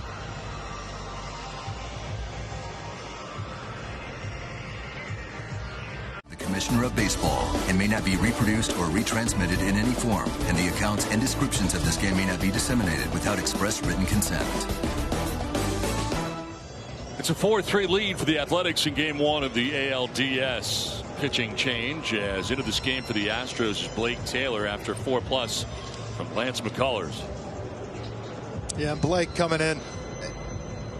Pen for the Astros not as deep as the A's, but he's been great. They got him from the Mets for Jake Marisnick. You can see a little bit of a high walk guy, but with that being said, comes at you with fastball from mid-90s, and his wipeout pitch is that back foot slider.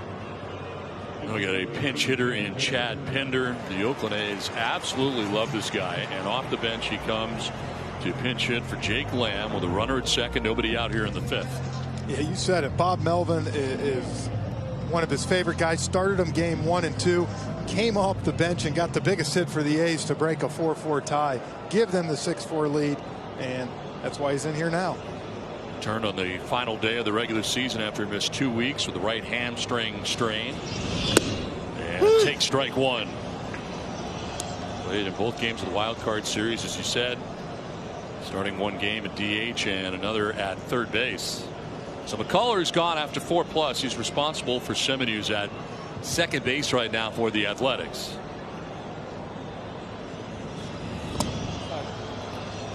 A guy with him coming in to pinch hit, look for him to look for something out over the plate. Huge power to all parts of the field. He said tough. Missed the last 2 weeks, though, like you said, coming back to the last game, so maybe his timing hasn't been there. Start. Melvin called him one of the true leaders inside that clubhouse. Yeah, he said, look, he's been here a long time. He knows how things work here in Oakland, how we do it, and he said, you know, he's one of the guys that a lot of those guys look up to. Might not have the huge numbers, but he's a huge part of this ball club. Swing and a miss this time, and it evens the count at 2-2. And that's Taylor's pitch. He does throw mid-90s with that fastball, but if you get cheated at all in that fastball, he'll throw that back foot slider to right-hand hitters, which is tough. It's a wipeout pitch.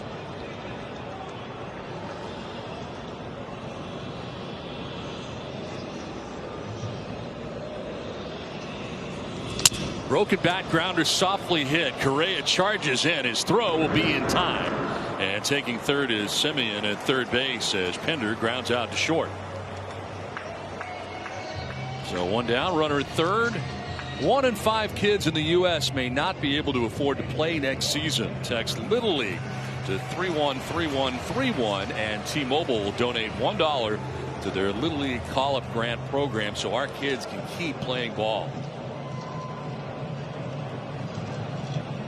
One out and Semien at third base for Mark Canha, who did not enjoy his early experiences against Lance McCullers in this game. Struck out twice. Once looking, once swinging. Yeah, and here the infield you see coming in. So he's looking for something up in the zone to put in the outfield. Take strike one. Fastball at 94.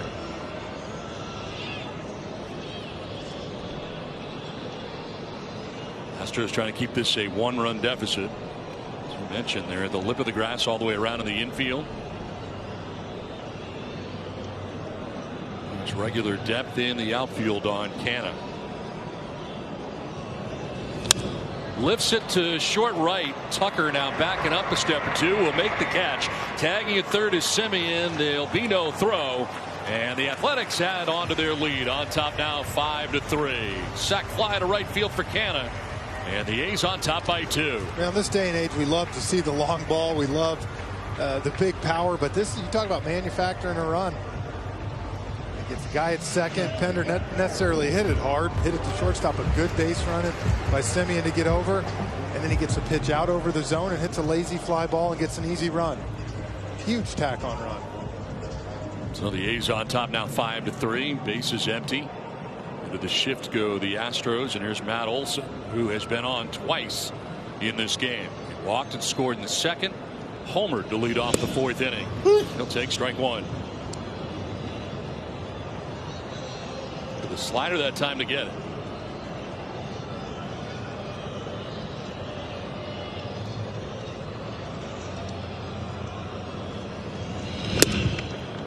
Yeah, Matt, one of the best defensive first basemen in all of baseball. The last 2 years won the Gold Glove. Actually went to my high school. Graduated about 7-8 years. My mom taught him in 7th grade math. No way. How about that? Are you kidding? Yeah. I read somewhere where he looked up to you. Now I get it. This one has popped up into shallow left. Brantley running on a slant. Out is Bregman, and it'll be the left fielder Brantley. Much easier play for him. He puts it away. But the A's had a run, take a 5-3 lead to the 6th inning.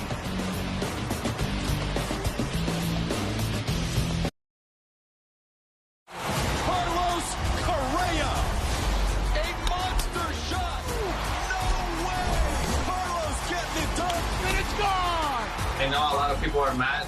I know a lot of people don't want to see us here. So what are they going to say now? The Astros into their second postseason series. They trail in this one right now 5-3 as Carlos Correa, who homered in the fourth, tied the game at the time and erased a 3-run deficit that the Astros were dealing with. It's now 5-3 Oakland, and the A's have moved on to J.B. Wendelken. Another part of this pen that's so good. Fastball in the mid-90s with a big sinker, big slider. Wild card series through 3 2/3, only 1 hit, 3 Ks, no runs. Correa swings at the 0-1 and fouls that off to make it 0-2. Chad Pinder, who pinch hit for Jake Lamb, takes over for him at third base. And this is the part of the game that I think Bob Melvin, talking to us today, feels good about. We got the lead. We're in the 6th inning. And you'll see almost all these guys that come out of the bullpen, when we show you their ERAs, it's either a 1 or 2. Fouled off to the right, out of play.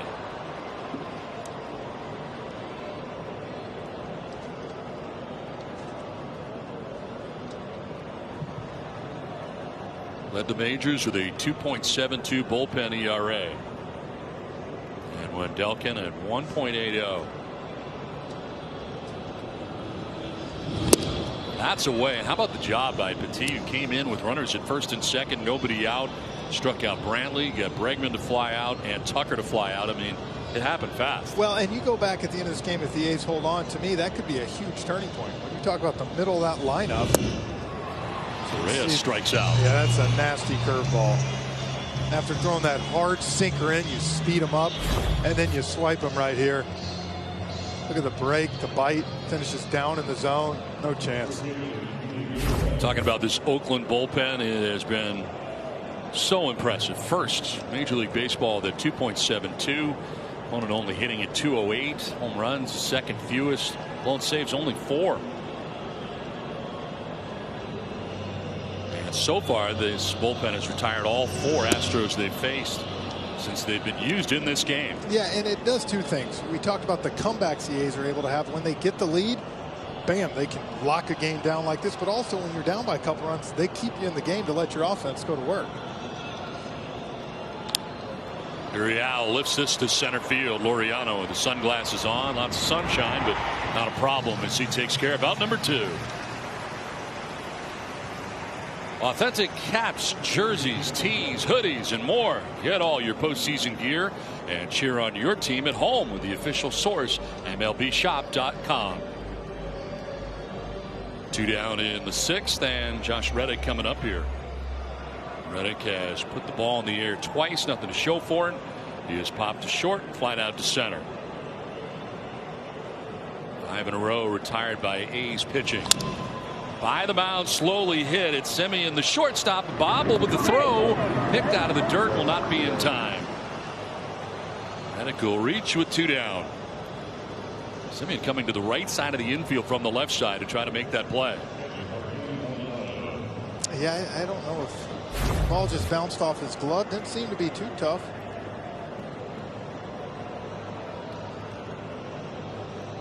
Yeah, it just kind of hit off the heel of that glove, and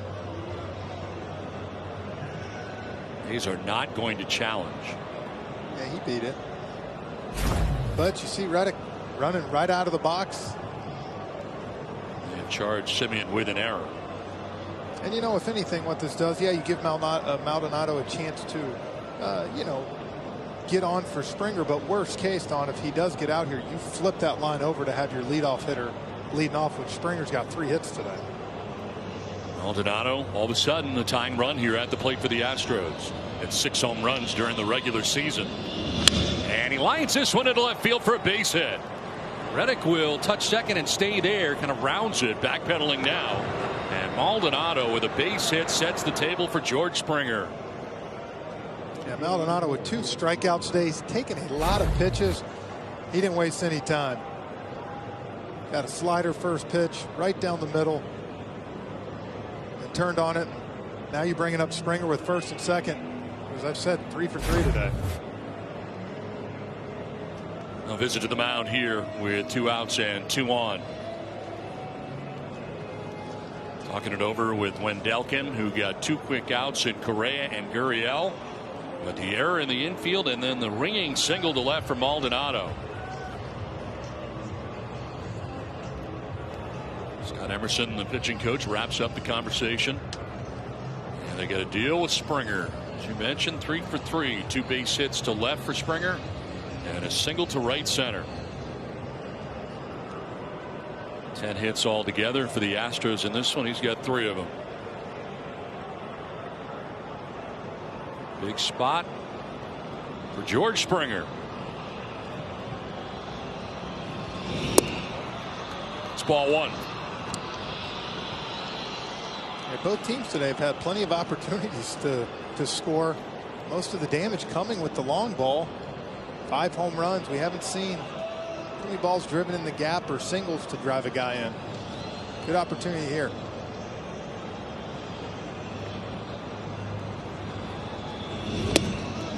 We're looking at the 2017 World Series MVP.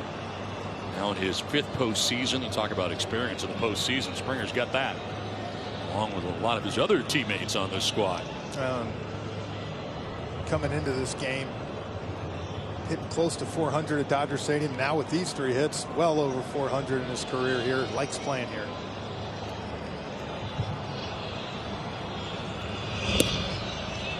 That'll miss. Falling behind Wendelken in this one, 3-0. But I think what this is telling you, easy right here, because you've seen him pound the strike zone when he comes in. There's not a base open, but there is. With third base open, I think they have no problem turning this over to Altuve, who we've seen got a hit last time, but has struggled majority of the year. Not the intentional walk, but a pitch around here, perhaps. That's a strike, and he gets it in there at 95. Well placed over the inside edge.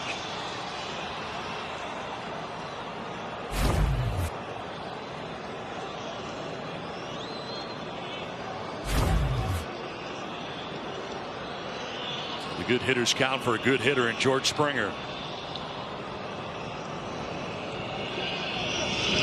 Strike 2. Was it a slider that time? That was a healthy hack George Springer just took. And now the runners will get a head start. 3-2.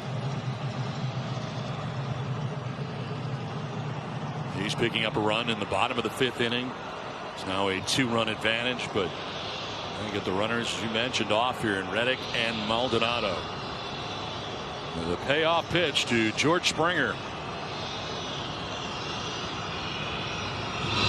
He'll hit this one down the line to third, into the left field corner. Route from second base comes Reddick.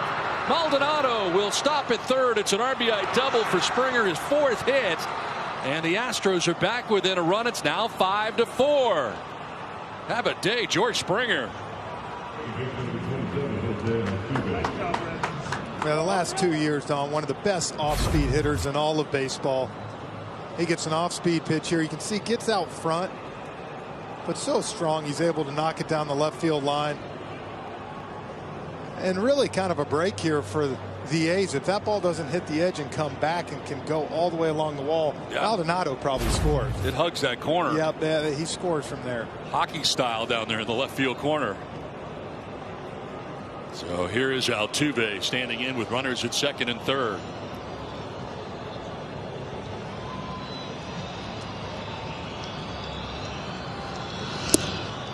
Strike 1 to Altuve. First career postseason 4-hit game for George Springer. 3 singles and now an RBI double. As the Astros back within a run. They've done all of this in this inning with 2 outs. And against the very good bullpen of the Oakland A's.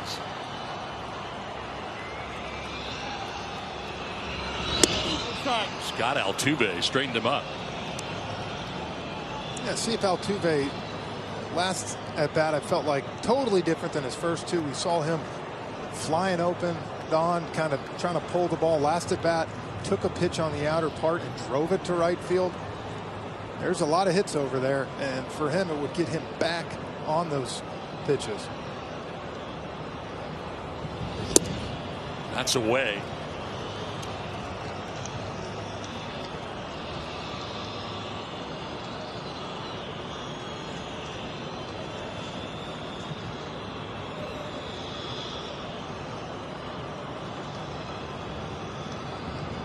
Second and third with 2 down. A run in for the Astros and a 2-1 coming to Altuve. That's to left field and it's in for a base hit. Maldonado will score. Trying to score is Springer. He will. And the Astros take the lead. Up to second on the throw goes Altuve, who drives in a pair. And the Astros take a 6-5 lead. All of this coming with 2 outs in the inning for Houston. Big hit, gets a hanging off speed pitch, almost the same one we saw Springer hit. And that ball just hangs. Top part of the zone, and for Altuve, that's almost a layup. Lines it to left, and throw by Grossman a little bit up the line allows Altuve to get to second. Take the lead. How about the top 2 in the Astros order? And Springer and Altuve, they're combined 6 for 8 in this game.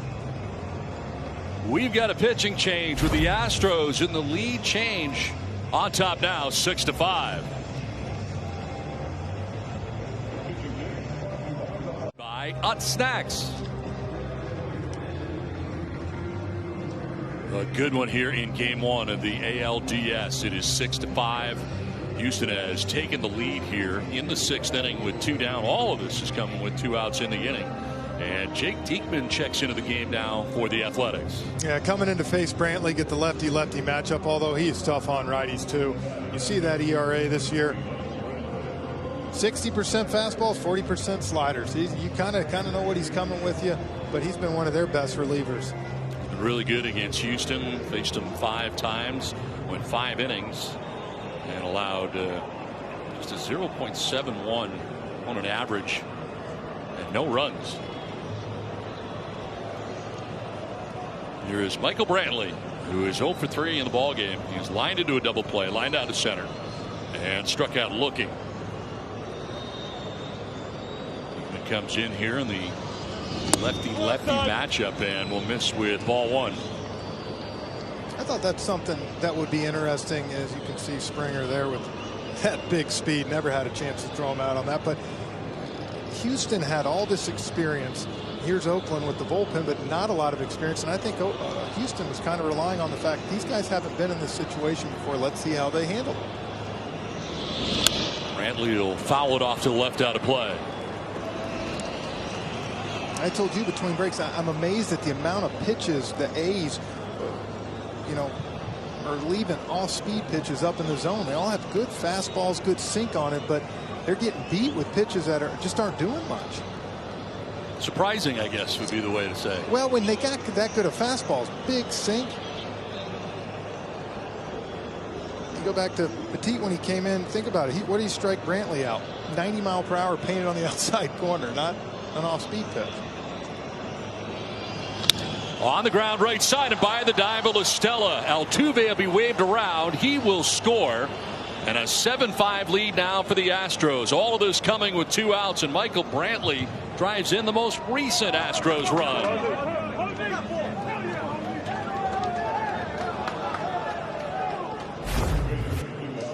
Yeah, lefties, righties, it doesn't matter for Michael Brantley. He gets a fastball a little bit up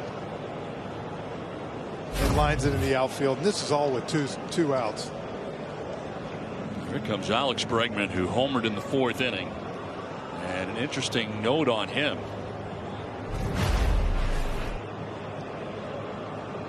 Here are the home runs for him. But on this date, October the 5th, he's got 4 of them. Wow. Last 4 years in a row. That's incredible. He likes Yeah. October the 5th. Big fan of it. Alex Bregman day for the Houston Astros. But we always talk about, Don, how big 2-out RBIs are, and all this with 2 outs. All of it. Correa struck out. Gurriel flied out to center. And the error opened the door. It all here. started with the error. Yeah. High heat, he chases. Semien on a play that he had to come from the left side of the infield and short to the right side. Could not field it cleanly. Reaching was Reddick, the number 8 hitter. Then you got the base hit by Maldonado. Set the table for Springer, who gets his 4th hit of the game, a double. The drive in 1 run. They get another or 2 on the Altuve base hit. 7-5 now Astros with Brantley at first and Bregman The count of 1-2. And still a lot of time left for the A's offense. The way they're swinging the bat today, back into the bullpen for the Astros, I think is something we're interested to see how Dusty maneuvers at. I think he's interested in that too. Yeah, to be honest with you might be right. He's probably thinking hard now, but the way this game's going, you kind of feel like 7 runs still might not be enough for the Astros. Not today. Not the way the ball's carrying here, and this one is up. And out of the crouch that time was Murphy to reel that in. Diekman is the 4th arm used by Bob Melvin in this one. It's game 1 of the American League Division Series. But straight up in the infield with Laureano over towards right center. Bregman to go the other way. He does not. Lines out to short, and Semien will end the inning. It was Semien who got the inning started for the Astros. The Astros coming up with a big inning, a 4-run inning. Now lead it 7-5.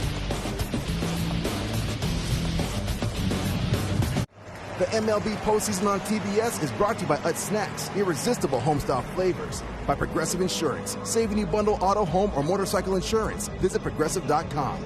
And by Jersey Mike's Subs, be a sub above. It is 7-5. The Astros have the lead game 1 of the ALDS, and it enters the bottom of the 6th inning, and enter Enoli Paredes into this game now for the Astros.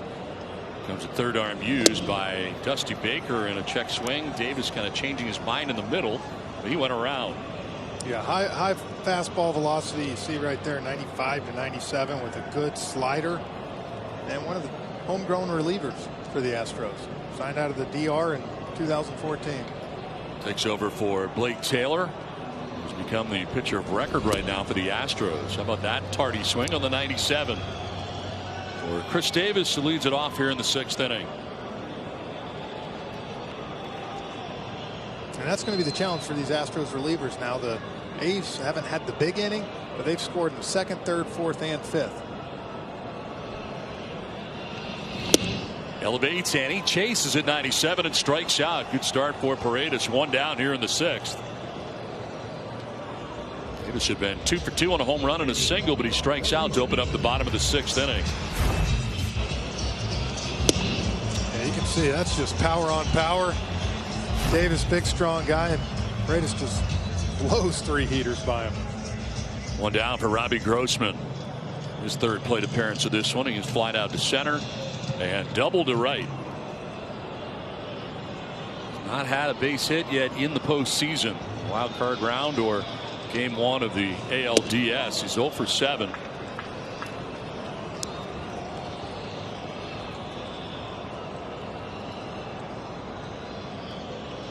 Guy you know who would love to have a big series, came up with the Astros for 3 years, had a kind of a rough start there.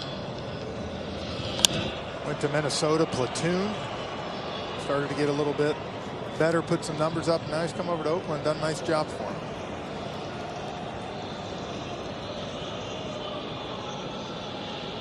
That's here with 1 out. He's flying to center, double to right. One of the 8 hits in this game for the Athletics. The Astros have banged out 13 hits through the first 6. That's elevated. He doesn't chase that fastball at 97.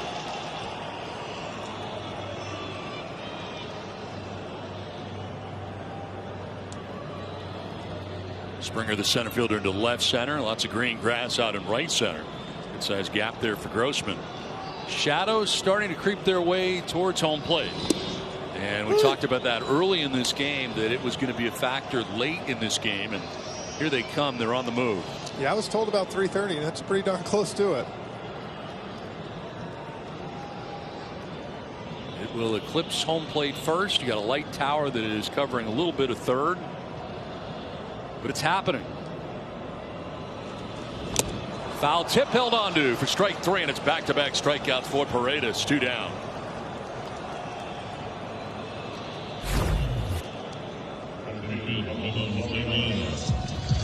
Not necessarily the sharpest of break, but with that fastball up in the zone that he's been doing, pitched off that to get the swing and miss. 2 down in the 6th inning. Ramon Laureano coming up here now for the Athletics. He's been talking about that last pitch. What to expect. Mariano has grounded out to first and struck out looking.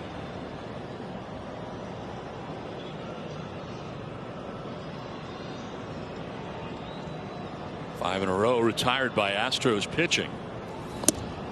That was 98, the hardest he's thrown since coming into this game. Yeah, he's rearing back, feels good.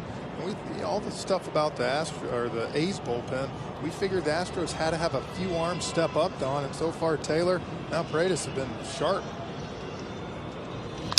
On the ground to short, Correa fields and throws for out number 3. A nice inning for Paredes. We're through 6.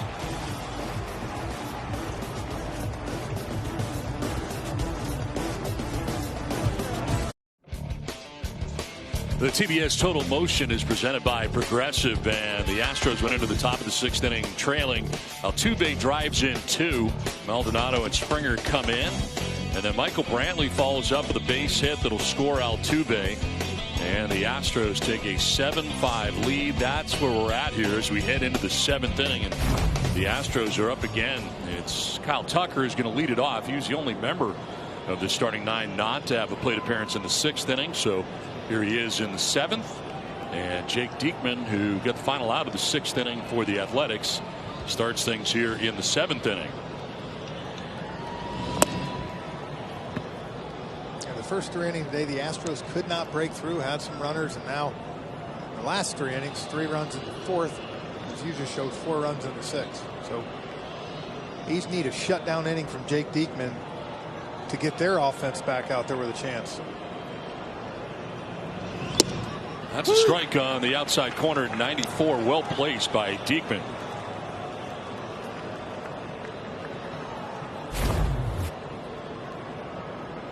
You're not going to do much with that pitch.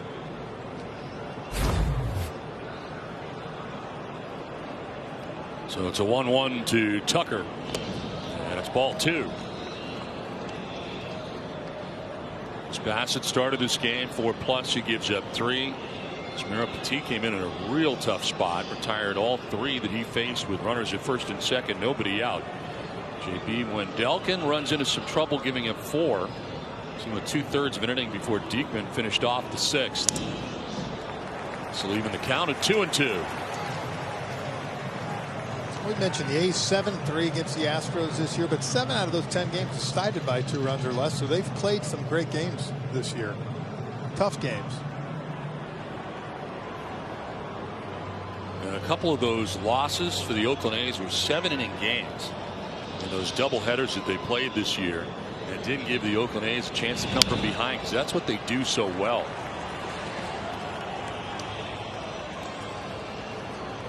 Well, we've never done October like this before, and that means anything can happen. MLB has you covered on Facebook, Instagram, Twitter, and YouTube. Dusty Baker's Astros have a 7-5 lead.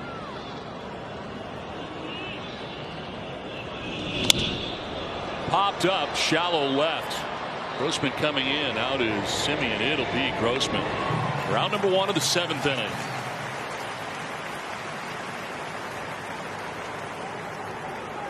Big day for Bregman. He's homered again on October the 5th in the postseason. Joe Musgrove tweeting this: October 5th homers in for A. Bragg. Nicely done. Yeah, they are in. They are in. It's on. Diekman's done. We got a pitching change from LA. Astros on top 7-5. Next on TBS or ESPN Radio tomorrow, game 2 of our series, Astros and A's at 4:30 Eastern, followed by game 2 of the Yankees and Rays on TBS or ESPN Radio. Full schedule is available at MLB.com.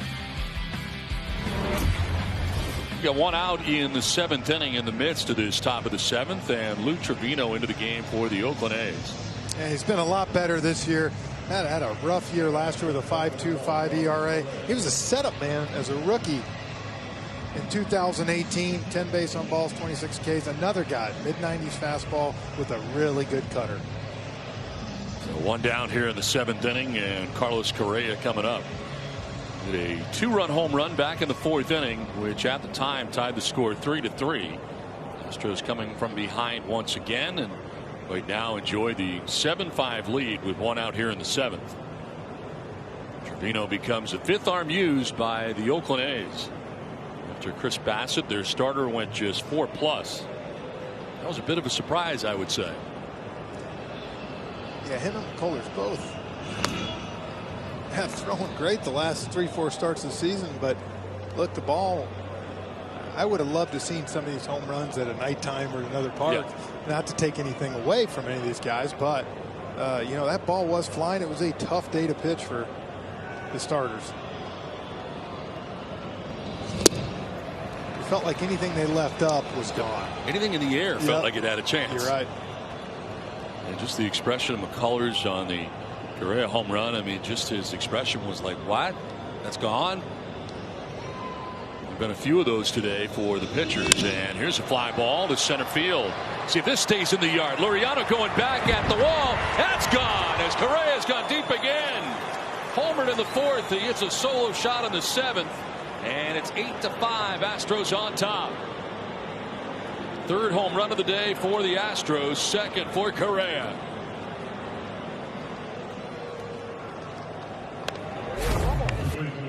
So he gets a pitch trying to go inner half. Not a horrible pitch, gets in there 96, but Correa does a great job of keeping his hands through the ball. And another ball, just get it up in the air and let it go. 2nd home run. Yeah, that's another one I did not think was going to go, to be honest with you. And if you watch the outfielder, Laureano, where he starts and where he ends up, I mean, he ends up trying to climb the wall on that, on a ball where he kind of starts slowly going back like, oh, I got this. Oh, wait a minute. No, I don't. Oh, it's gone. Yeah, it just keeps going right now. Got to be a bad feeling.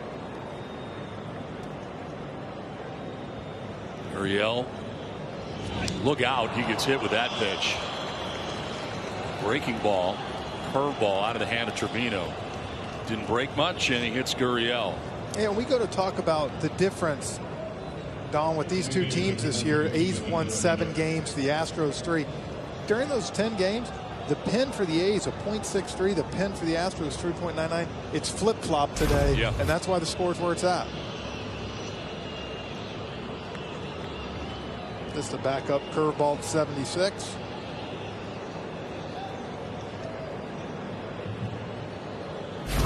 One out, one on, and here's Josh Reddick. It's a fly ball foul off to the left out of play, and there's 96 from Trevino. Correa has added on to this lead for the Astros, on top now 8-5.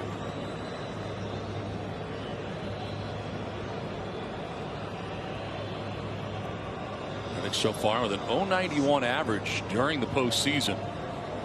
Going to get it going. He's 0 for 3 in this game. Reached on an error. And it was a big play in the 6th inning. Kind of opened the gates there. A 4-run inning. This time he lines one to left, and Grossman moves over to make the catch below the cap high for out number 2 of the 7th. Back to first goes Gurriel.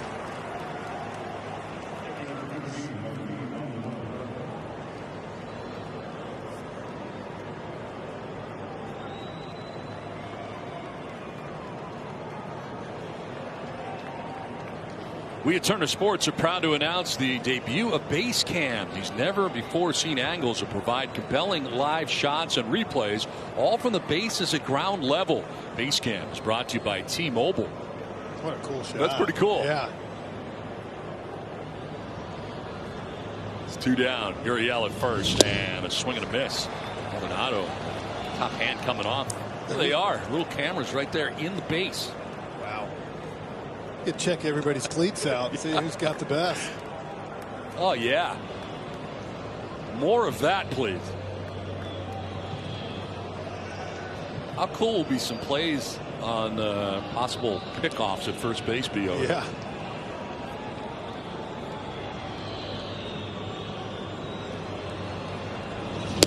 It's up and away. Maldonado has struck out twice, single, and scored a run.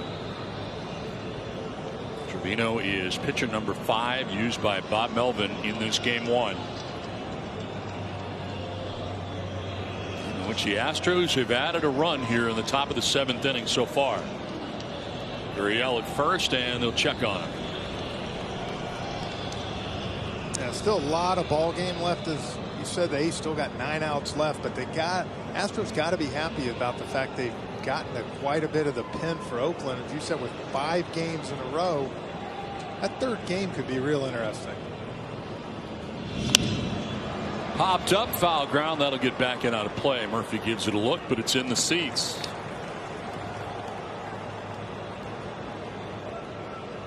Yeah, that's the thing. Generally, in this series, you would have 2 off days, depending upon if it goes 5 games or not, for travel.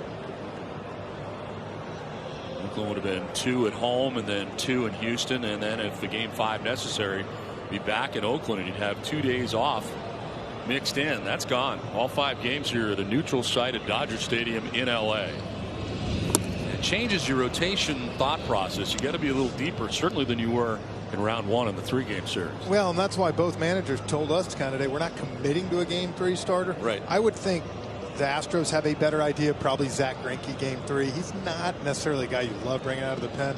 But for the A's, I did believe Bob Melvin. The fact I'm not sure yet. I got to see what happens with the other guys. Maldonado will strike out. That'll put an end to the 7th inning. 7th inning stretch. Astros add a run. They've got an 8-5 lead and a second home run in this game 1 for Carlos Correa. Astros on top by 3.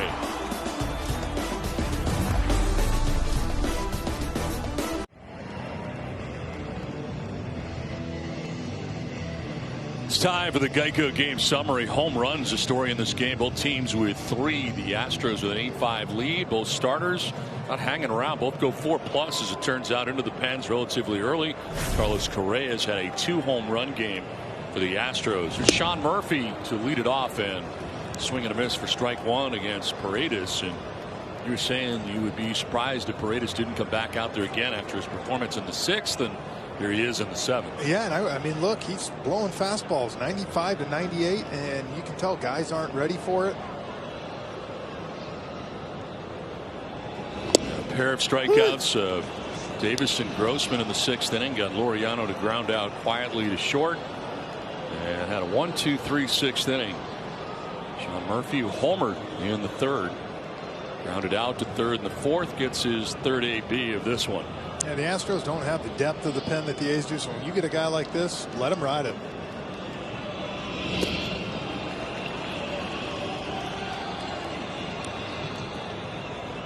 That's McCullers 4+, giving up the 5 runs that the Astros had. Blake Taylor, 1 inning, didn't allow a hit, retired all 3 that he faced. Dusty Baker goes to Paredes, and so far so good in that area.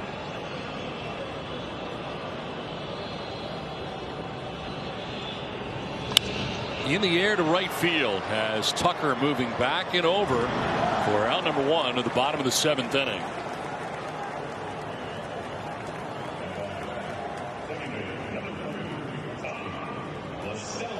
Be there for every pitch this season with the Bleacher Report app. Join a community of fans, connect with friends, and follow scores from around the league. Download the BR app today. 1 out in the 7th, 4 in a row retired by Paredes, and top of the order for the Athletics, Tommy La Stella. A base hit to right in the 3rd, a 1-for-3 game for the Athletics second baseman.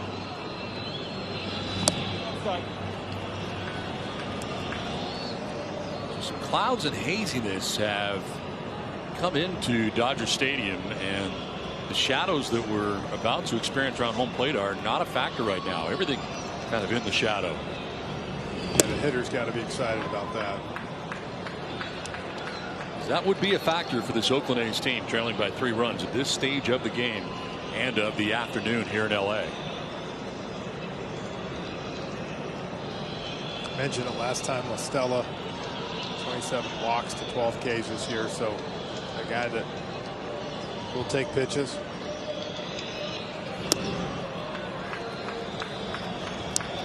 And right now down 8-5, you need base runners. Astros in a shift on the right side. With Altuve in short right field. Correa joining Altuve and Gurriel on the right.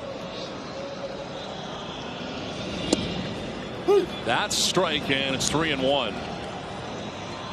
7 in a row retired by Astros pitching. Javier up in the pen right now for the Astros. As Paredes. Ground ball into the shift, and it's Altuve in short right who gets it there in plenty of time. 2 down. Stella retired, and the shift perfect that time for the Astros. Yeah, fell behind 3-0, got right back in it. Got another easy out.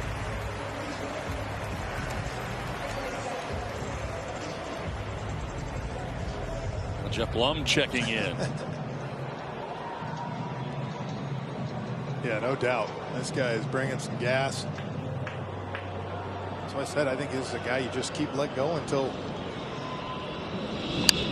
The check swing grounder back to the mound. Paredes overran it. He falls down. Has time to recover and gets it done. Did not panic, but in a results-based business, got the job done. We played 7. It's 8-5 Astros.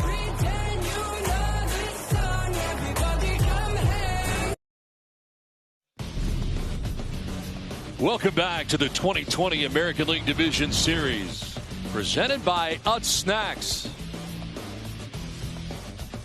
8-5, and the end of last inning wasn't pretty, but he got the job done. You see the panic mode right here, falls down, but then I love he throws it and you see him slam the ground. Yes. You don't think there's any emotion in this game.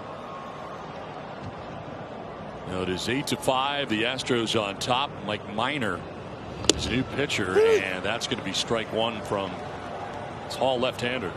Yeah, one of the 2 guys that you said earlier, Don, they acquired from the Rangers. Huge year last year, all-star year in Texas, 14-10. Really struggled in Texas start. They brought him over to try to see if they could get a change of scenery. Not necessarily worked, but has all the pitches. Fastball, changeup, slider. Matter if he can keep in the strike zone. Jumped ahead of Springer here, 0-2. And it has been quite the day for George Springer. 4 for 4 in this game. 3 singles, a double. He's scored a run. He's driven in a run. And he has done all that has been asked of him from this top spot of the Astros order today. They had gone. They checked. No, he did not, says Ed Hickox, first base umpire.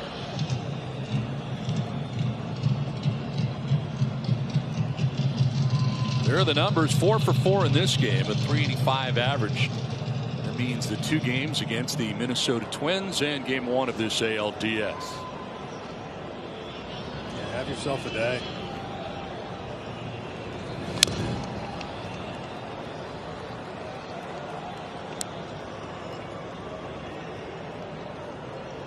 So we've seen Bassett, Petit, Wendelken, Diekman, Trevino, and now Minor out of that Oakland A's pen.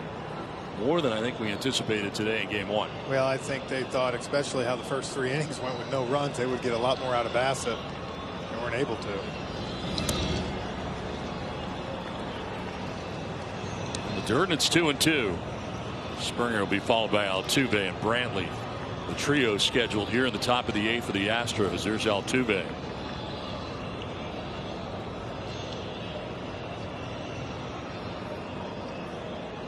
Don Orsillo, Jeff Francoeur, and Matt Weiner with you. Game 1 of the ALDS. Swing and a miss, and for the first time today, Springer is retired, this time by way of the K. 1 down in the 8th.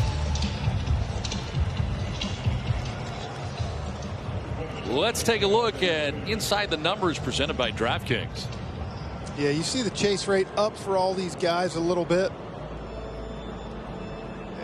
Listen to Dusty Baker talk. You know, I think it goes back to in a 60-game season, some of these guys fell behind early, had some numbers that weren't quite there, and you know, eventually you expand the zone. I think we've seen a lot of hitters do that throughout the league.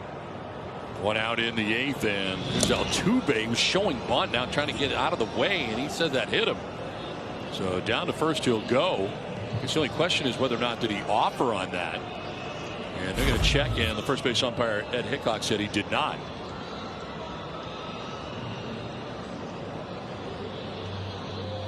Now you can see it nip his belt buckle.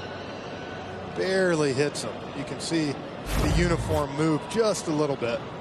These are checking on that right now. Apparently they got their answer quite quickly. So no challenge on the play from Bob Melvin. Puts a runner at first. We'll see it again here. Watch that belt buckle. See, it kind of just nips it. Good call by the umpire. 1 out, 1 on for the Astros here in the 8th. And gives Michael Brantley a chance.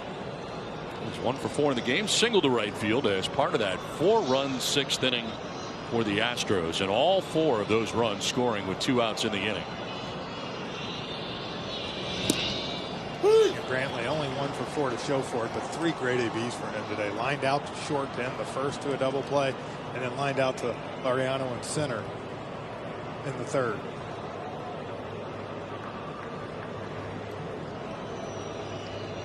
You hear guys just professional at bats. You go through. He's done it all day today. Good approach.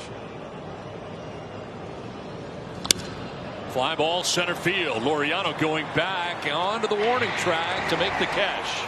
You never know today, but Laureano back there in the dirt of the track to reel that in. And Altuve back to first with now 2 down. Yeah, you kind of have to hold your breath. Yes, and I'm sure if you're an A's fan, you are right there, because that would have been a huge dagger. A 3-run game to a 5-run game. That fastball might have got in on Brantley just a little bit.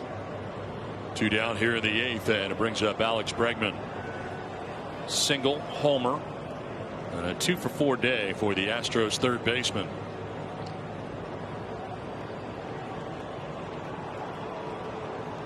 The Oakland A's looking for some revenge in this series against the Astros. The A's winners of 97 games prior to this year, back-to-back seasons, but second the Houston Astros in each of those years, having to play the wild card, not winning the wild card. And you're in a situation here now, you win the division, and an opportunity to knock off the Astros head-to-head here for Bob Melvin.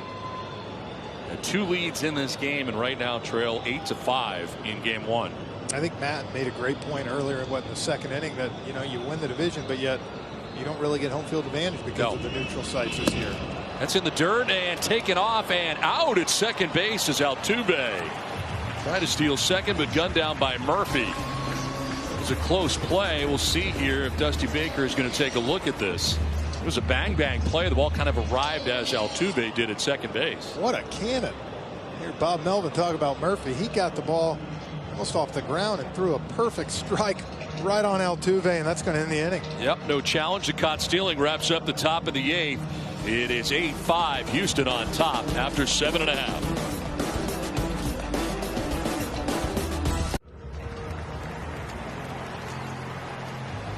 Eight to 5, Astros on top of the Athletics. We move to the bottom of the 8th. The caught stealing on Altuve that ended last inning. Well, Murphy, what a perfect throw. Right on the money. Got him.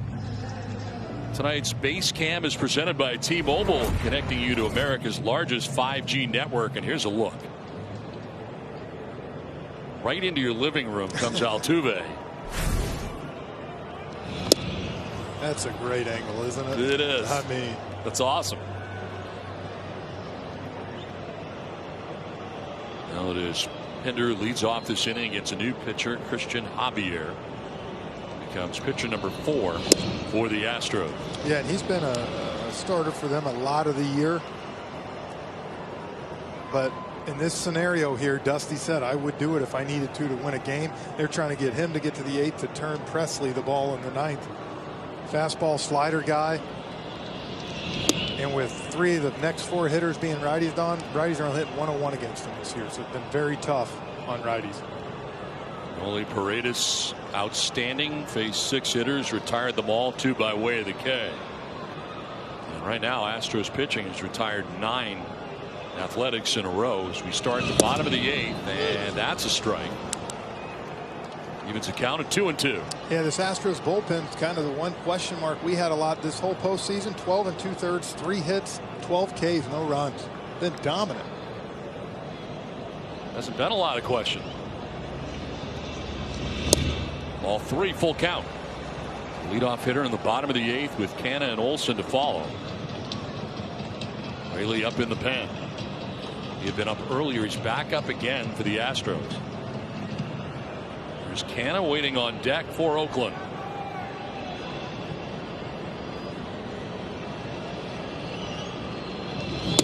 That's ball 4 and a good start to the bottom of the 8th inning for the Athletics. Pender down to first. Well, this is where you love, to me, the three batter rule, because you see Brooks down there warming up in the pen. Right. You look who's on deck. Matt Olson, the big lefty. You can't come in and see him, so he can get ready for whoever's coming after. But you take that chance of now, if another guy gets on, you bring Olson up the tying run with a right-hander on the mound. Makes it interesting late in games. I like it. Lead runner on and Mark Canha standing in. I was just going to ask you your opinion on that rule. Well, look, during the regular season, I don't think we talked about it the other night. We don't really recognize it too much because you just not as many huge moments. In a postseason thing like this now, matchups are everything. Exactly. So I think that's a great rule and something that both teams are going to have to try to take advantage of at different times. On visit here for Maldonado out there talking to Javier. Bregman coming in, Correa coming in. Leadoff walk for Pender, has him at first base. He's trying to make some noise here in the bottom of the 8th.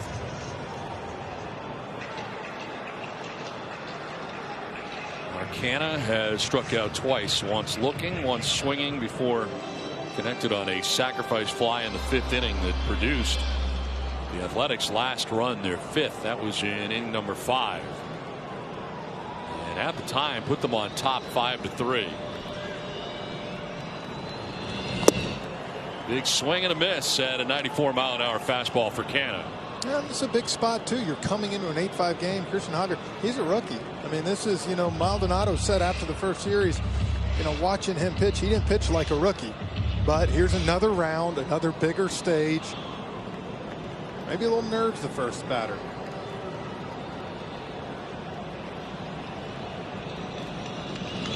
Canha fouls it straight back. Another fastball. That one was out over the plate again. And hittable. Just missed by Canha.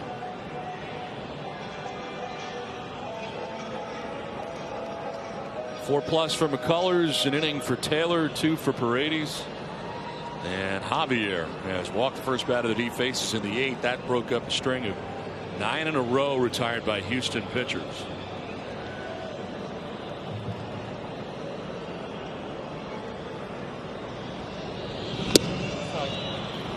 Two and two. Good take after 3 good fastballs. A slider off the plate. Definitely a ball. A tough pitch to lay off. The sun's back, so you get shadows over the home plate area. The mound is in the sunshine, and the batter's eye very much in the sunshine. There you have it. Late afternoon in L.A.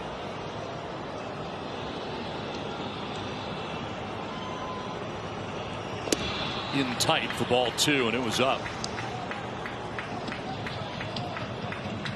It's actually ball 3, make it a full count. Yeah, big pitch. You've taken a slider away, a fastball up. If you're Canha, you've got to find any way you can, whether it's a base hit, walk, and give your big boppers behind you a chance to tie the ball game up. In the air to right field will send Tucker back towards the dirt of the track to make the catch right in front of the wall over the shoulder. The ball carried very well to deep right, and on the warning track makes the catch for out number 1. Well, with more, let's send it down to Matt Weiner.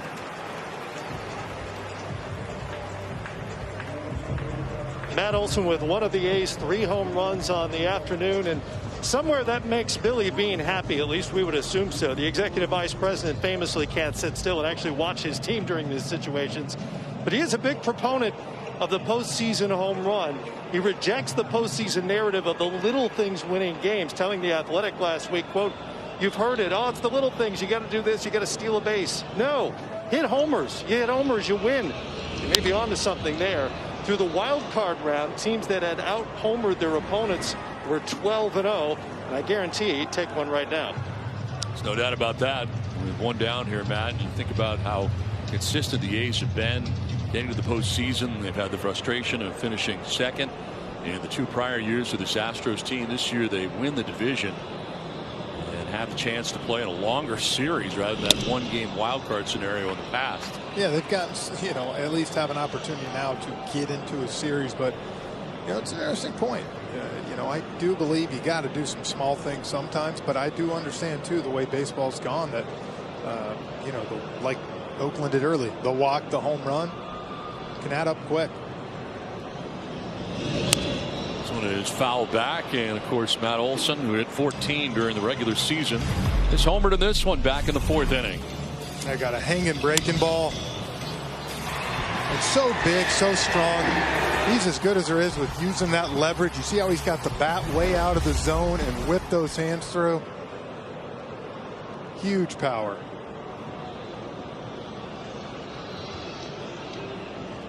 Shifting on the right side are the Astros on a pitch that's up. They keep it tight to the infield, though. They're all in the dirt on that right side with the double play scenario in order. Correa joining Altuve and Gurriel, and Bregman way off at third. They very much expect Olson to pull.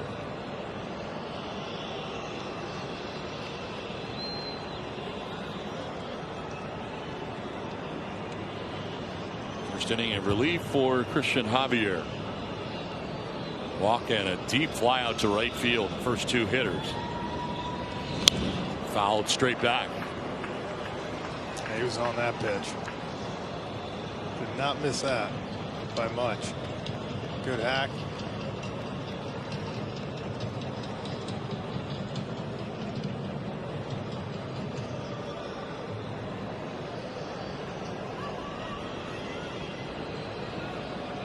"17 pitches so far to the first 3 hitters that Javier has faced.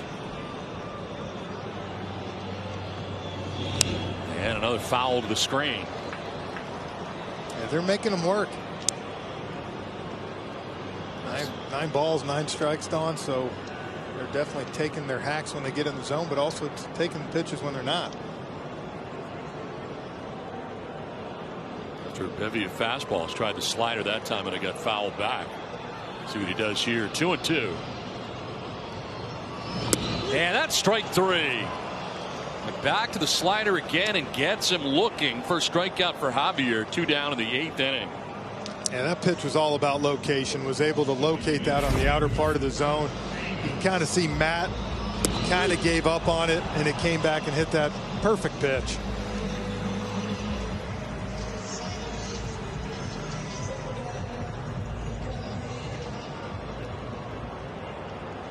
He knew it. You saw him put his head down. Takes with him the first strikeout for Javier in this game. 2 outs in the 8th. And brings up Chris Davis. Wild swing and a miss for strike 1. He was planning on a fastball and didn't get it. Yeah, he was swinging. That's why you saw his first home run. He's powerful, so he's able to drive it. But look, he's looking to pull. He's a natural pull power hitter, right-handed. We don't see too many of those anymore. Quickly down to 0-2. Homered in the 2nd inning. At the time, put the Athletics on top 2-0. Who followed up with a single to right in the 4th before he struck out swinging in the 6th inning. That's here with 2 down, and Pinder would walk to begin the inning, is at first with now 2 down. That one fouled back to the screen. You can see elevated fastballs. Greatest got him on 3 of them. Struck him out on 3 pitches. Elevated now. Same thing. Javier after that first pitch off speed. Elevated fastballs. He's got a piece of Maldonado. A big piece. Way to the screen.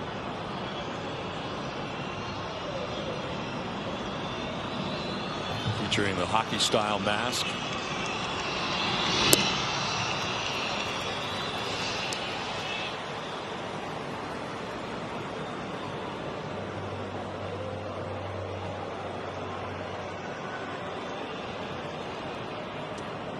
The walk to Pinder started the inning.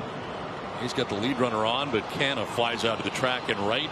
Olson strikes out looking. And now Chris Davis down 1-2.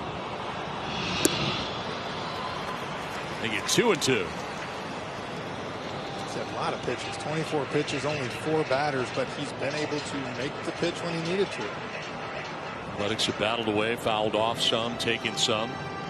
Bobby Grossman waits on deck right now for the A's.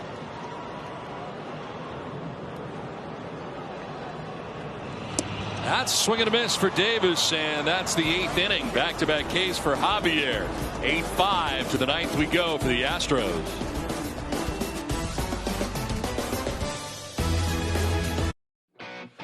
So now Dusty Baker is the first manager in baseball history to lead 5 different teams to the postseason. You got the Cubs in 03, got the Reds in 10, 12, and 13. The Nationals back-to-back years in the 16 and 17 years. And now the Astros in 2020.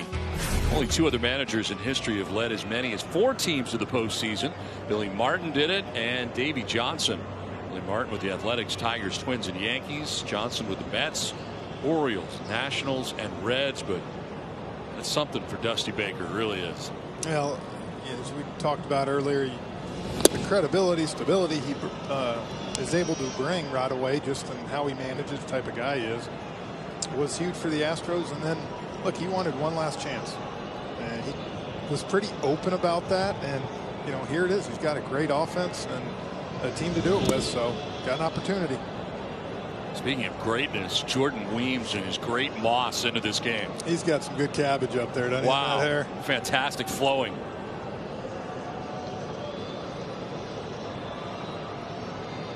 Comes in for the top of the 9th inning.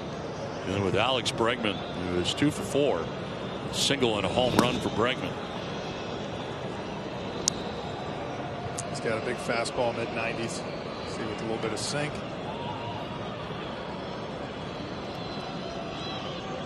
Who's not on the A's wild card roster for that series, was added for this one, and he misses on 4 pitches. A leadoff walk to Bregman begins the 9th inning. Let's get a game break with Ernie Johnson.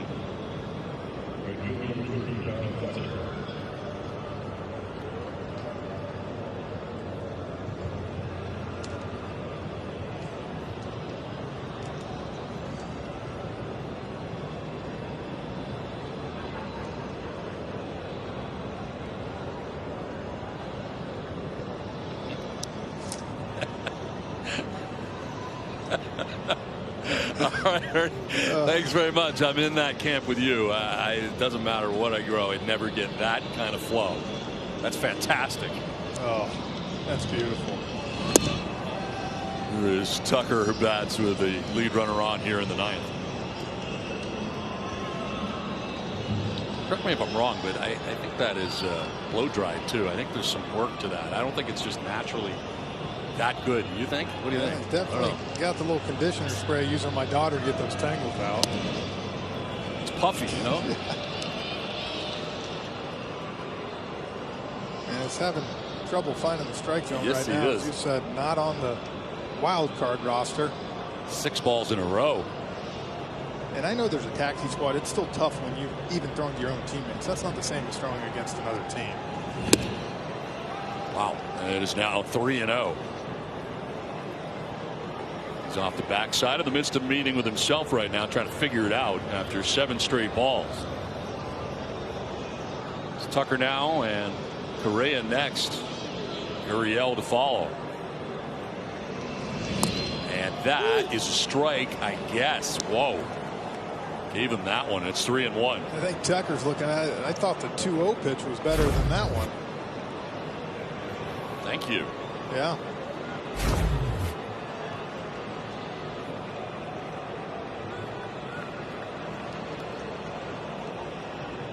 Shift on the right side on the infield. And this one is sent foul down the left field line, and all of a sudden it's a full count. Yeah, getting that first strike, sometimes that's the toughest part.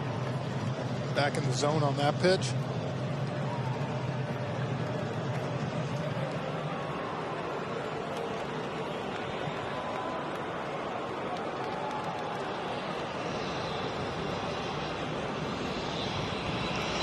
Tucker will chop one right side and into right field. A bounding ball through the right side. Bregman heads for third, and throwing the brakes on at first base is Tucker's first and third for the Astros. They've got him at the corners with nobody out here in the 9th. Well, found a hole, wasn't necessarily hard hit, kind of banged it off that dirt, but enough to sneak it through to set up first and third now. bringing up Correa, who's already got 2 homers today. Now Correa, here they are, as Correa homered in the 4th inning and then in the 7th, and a look at both. Yeah, both almost dead center. You saw the one 421 on a hanging slider. And then the other one on a fastball in, kept the hands inside. Long home run. First shortstop in Major League postseason history with 2 multi-home run games. 1st and 3rd, and here is Correa. So he's got the 2 home runs. He also has 2 strikeouts and a 2-for-4 showing today in game 1 of the series. And check swing foul to the screen for strike 1. So Weems starts off ahead this time.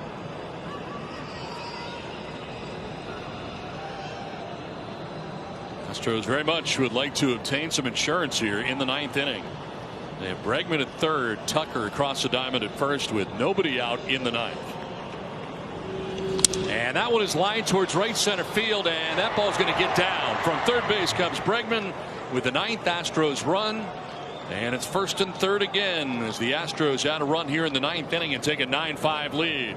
Carlos Correa drives in another run, his 4th RBI of this game. Well, this team continues to hit right now. Not much damage during the wild card series. 16 hits today, 9 runs, and they still got 1st and 3rd, no outs, and that looks like it's going to be it for Weems. Well, very quickly the Astros put together a run here in the 9th inning. Correa loves it, and that will be the game for Weems. He departs. It's like McFarland coming in. It's now 9-5. Astros on top in game 1. Practical Jokers. Dinner Party returns to True TV October the 29th.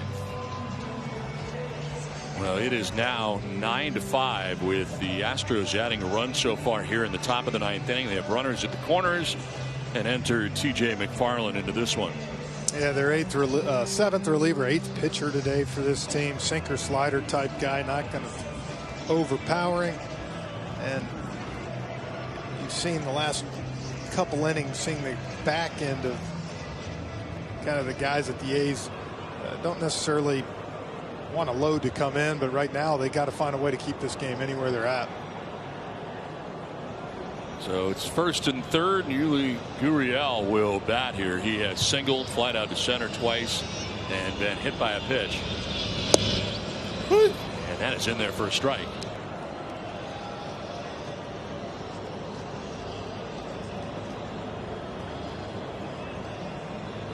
Gurriel batting with runners at the corners, nobody out, a run in.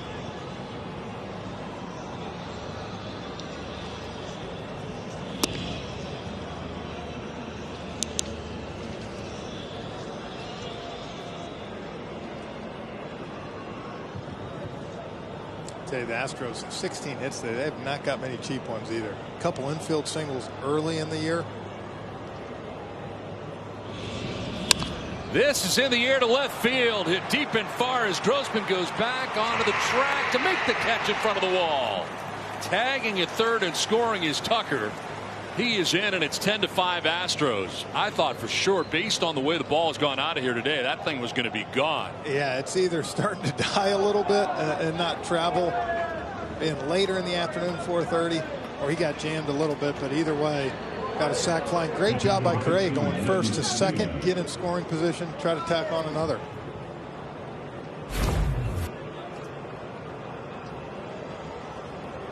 Yeah, it did look like he got in a little bit on him there, as that one is caught in left field by Grossman. It's a sac fly for Gurriel, and it's 10-5 Astros. Ledmy Diaz will pinch hit here for Josh Reddick with 1 out. And as you mentioned, Correa tagging up, taking 2nd base on the fly out to deep left field. Diaz off the bench into the game and swinging at the first offering from McFarland and fouling it off. Yeah, this is a guy they love.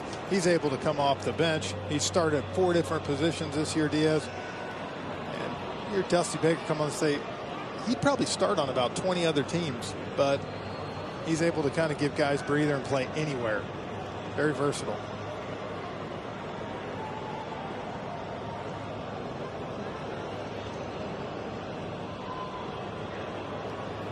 2 runs in here in the top of the 9th inning.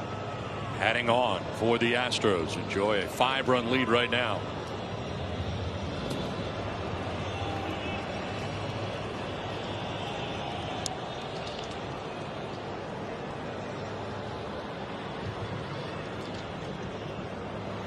We talked about all the theatrics for the Oakland A's this year. Led the majors in wins when trailing after 6 innings. They had 6 of them. And 6 walk-off wins. They've been here before.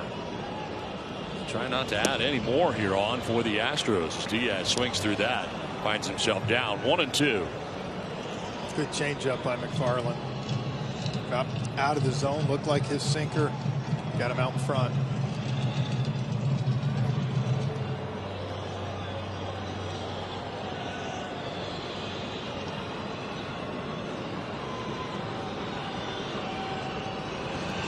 Diaz with a swing and a miss, and the pinch hitter strikes out for out number 2 of the 9th as McFarland gets him.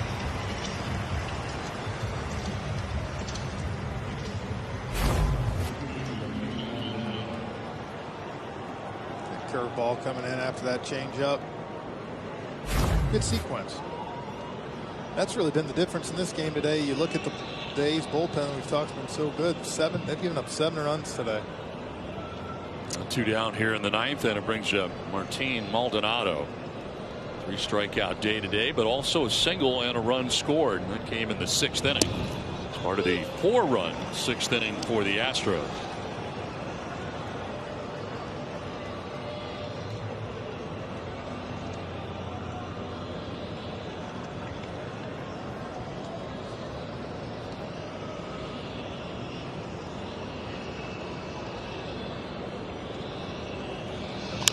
Back to the mound, and McFarland's got it. And off the side of the hill, his throw to first is in time.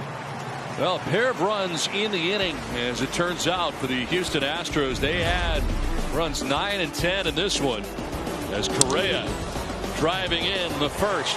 It's 10-5 Astros to the bottom of the 9th. We go from L.A.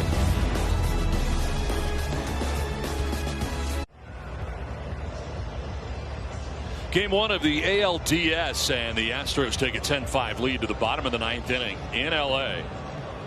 And the new pitcher is Ryan Presley, and the Astros are taking no chances even with a 5-run lead. No, they're bringing their closer. Took over for Roberto Ozuna this year. When he went down, it's been great this year. All-star last year. This year, 1-3 with the 3.43, 29 Ks. Good year. Slider fastball. Drop the occasional curve on you. Bobby Grossman leading it off here in the bottom of the 9th inning for the Athletics. He's fly to center, double to right, and struck out swinging.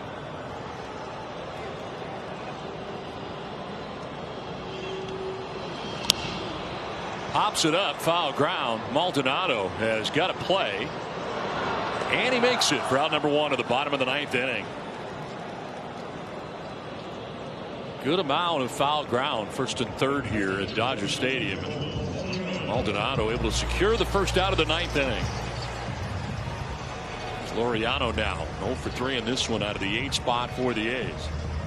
Yeah, Presley was warming up 8-5. Obviously they go and add 2 runs, but at that point he's warmed up, and you said it, Don, no reason to take a chance. You've got to get that first win.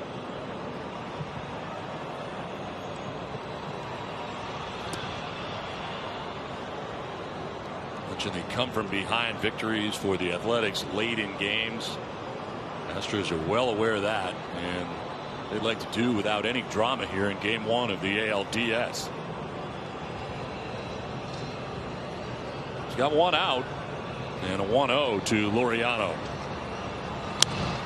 That is popped up, foul ground as well. Maldonado caught the first one. He's going to catch the second one. How about that? 2 down here in the 9th inning. He's been busy and up to the task on 2 occasions. That's what you want. 2 easy outs just like that. No drama if you're the Astros or Dusty, where you got to worry about what's going on. 2 down in the 9th, and it brings up Sean Murphy. It's one of the 3 home runs gathered by the Athletics in this game. A solo shot back in the 3rd inning. That's now 2 down in the 9th inning.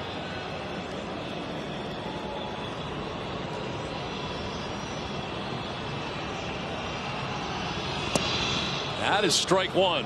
Astros have doubled up in hits against the Athletics, 16-8, the hits column of this line score. Well, you know, McCullers, they were able to get to him something. The last hit for the A's to lead off the fifth, Marcus Semien.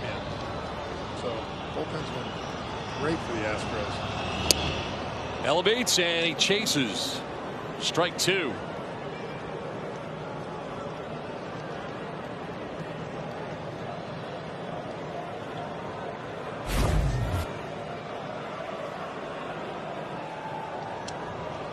Mask coming out of the back pocket. That you don't see that happen so much. Only in 2020. 2020. Wow. And your mask falls out of your back pocket during your AB. Hey, when that happens. 0-2 the count to Murphy. He struck him out, and the Astros have taken game one of the ALDS. 1-2-3 ninth. Just the walk from the fifth inning on, and boy, was the Astros bullpen outstanding. So was the offense with the home runs, and they come away with a 10-5 win in game one of this ALDS. And 16 hits banged out by the Astros in this one. We talked a lot about the Oakland A's pen, but in this game, Jeff Francoeur, it was the Astros pen. It really was very good. They were fantastic. Both offenses traded home runs early on, knocked out the pitchers, but the Astros kept going. This is a home run of Correa off Bassett, the first one, which was a bomb, and then gets an inside fastball here and lines it for his second home run, and really kind of just put the game out of reach. The home runs were a big story today, really, for both sides. Ball was flying out of here today. Ball was jumping, and this is a guy that knows how to hit, knows how to play in the postseason, and he got it done. Let's send it down to Matt Weiner. All right, 4 more RBI for the Astros, postseason career leader in that category. Carlos, you hit 4 home runs in the first 57 games of the season. You now have 4 in your last 4 games. How comfortable are you now that October has arrived? I feel great. I was able to make some adjustments on that last series in Texas.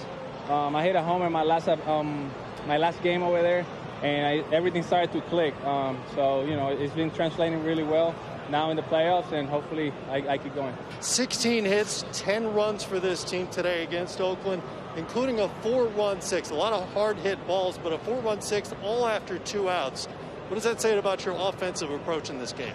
Well, we got a great offense. You know, you can judge the offense by a 60-game season. We usually play 162. We made adjustments throughout the year. And, you know, when it's all said and done, we finish with great numbers. So, you know, right now it's our 3rd month of the season. That's usually when the bats start get hot in June. So, you know, we've been swinging it great. Today was a great example of that. Putting great at-bats together as a team with 2 outs, being able to drive runners in. And that was the key to the game today. Well, you said it last week. There are a lot of folks around the country who don't necessarily want to see you here. What are you trying to show those folks? Yeah, we're just trying to play the game that we love and have fun with it. You know we have a solid team, and we want to go out there and prove it. And today was a great example of that. We have a solid team, a solid lineup, and, you know, today gives us a lot of confidence moving forward. Congratulations. We'll see you tomorrow. Thank you, brother. Career postseason home runs number 13 and 14 for Carlos Correa as the Astros get the win 10-5. Well, coming up next, the ALDS Game 1 will be the Yankees and Rays from San Diego. The final here, the Houston Astros 10, the Oakland A's 5 in 3 hours and 30 minutes. Taylor the winner, Wendelken the loser in this one. The Astros have taken Game 1 of the American League Division Series from L.A. For Jeff Francoeur, this is Don Orsillo saying so long from L.A.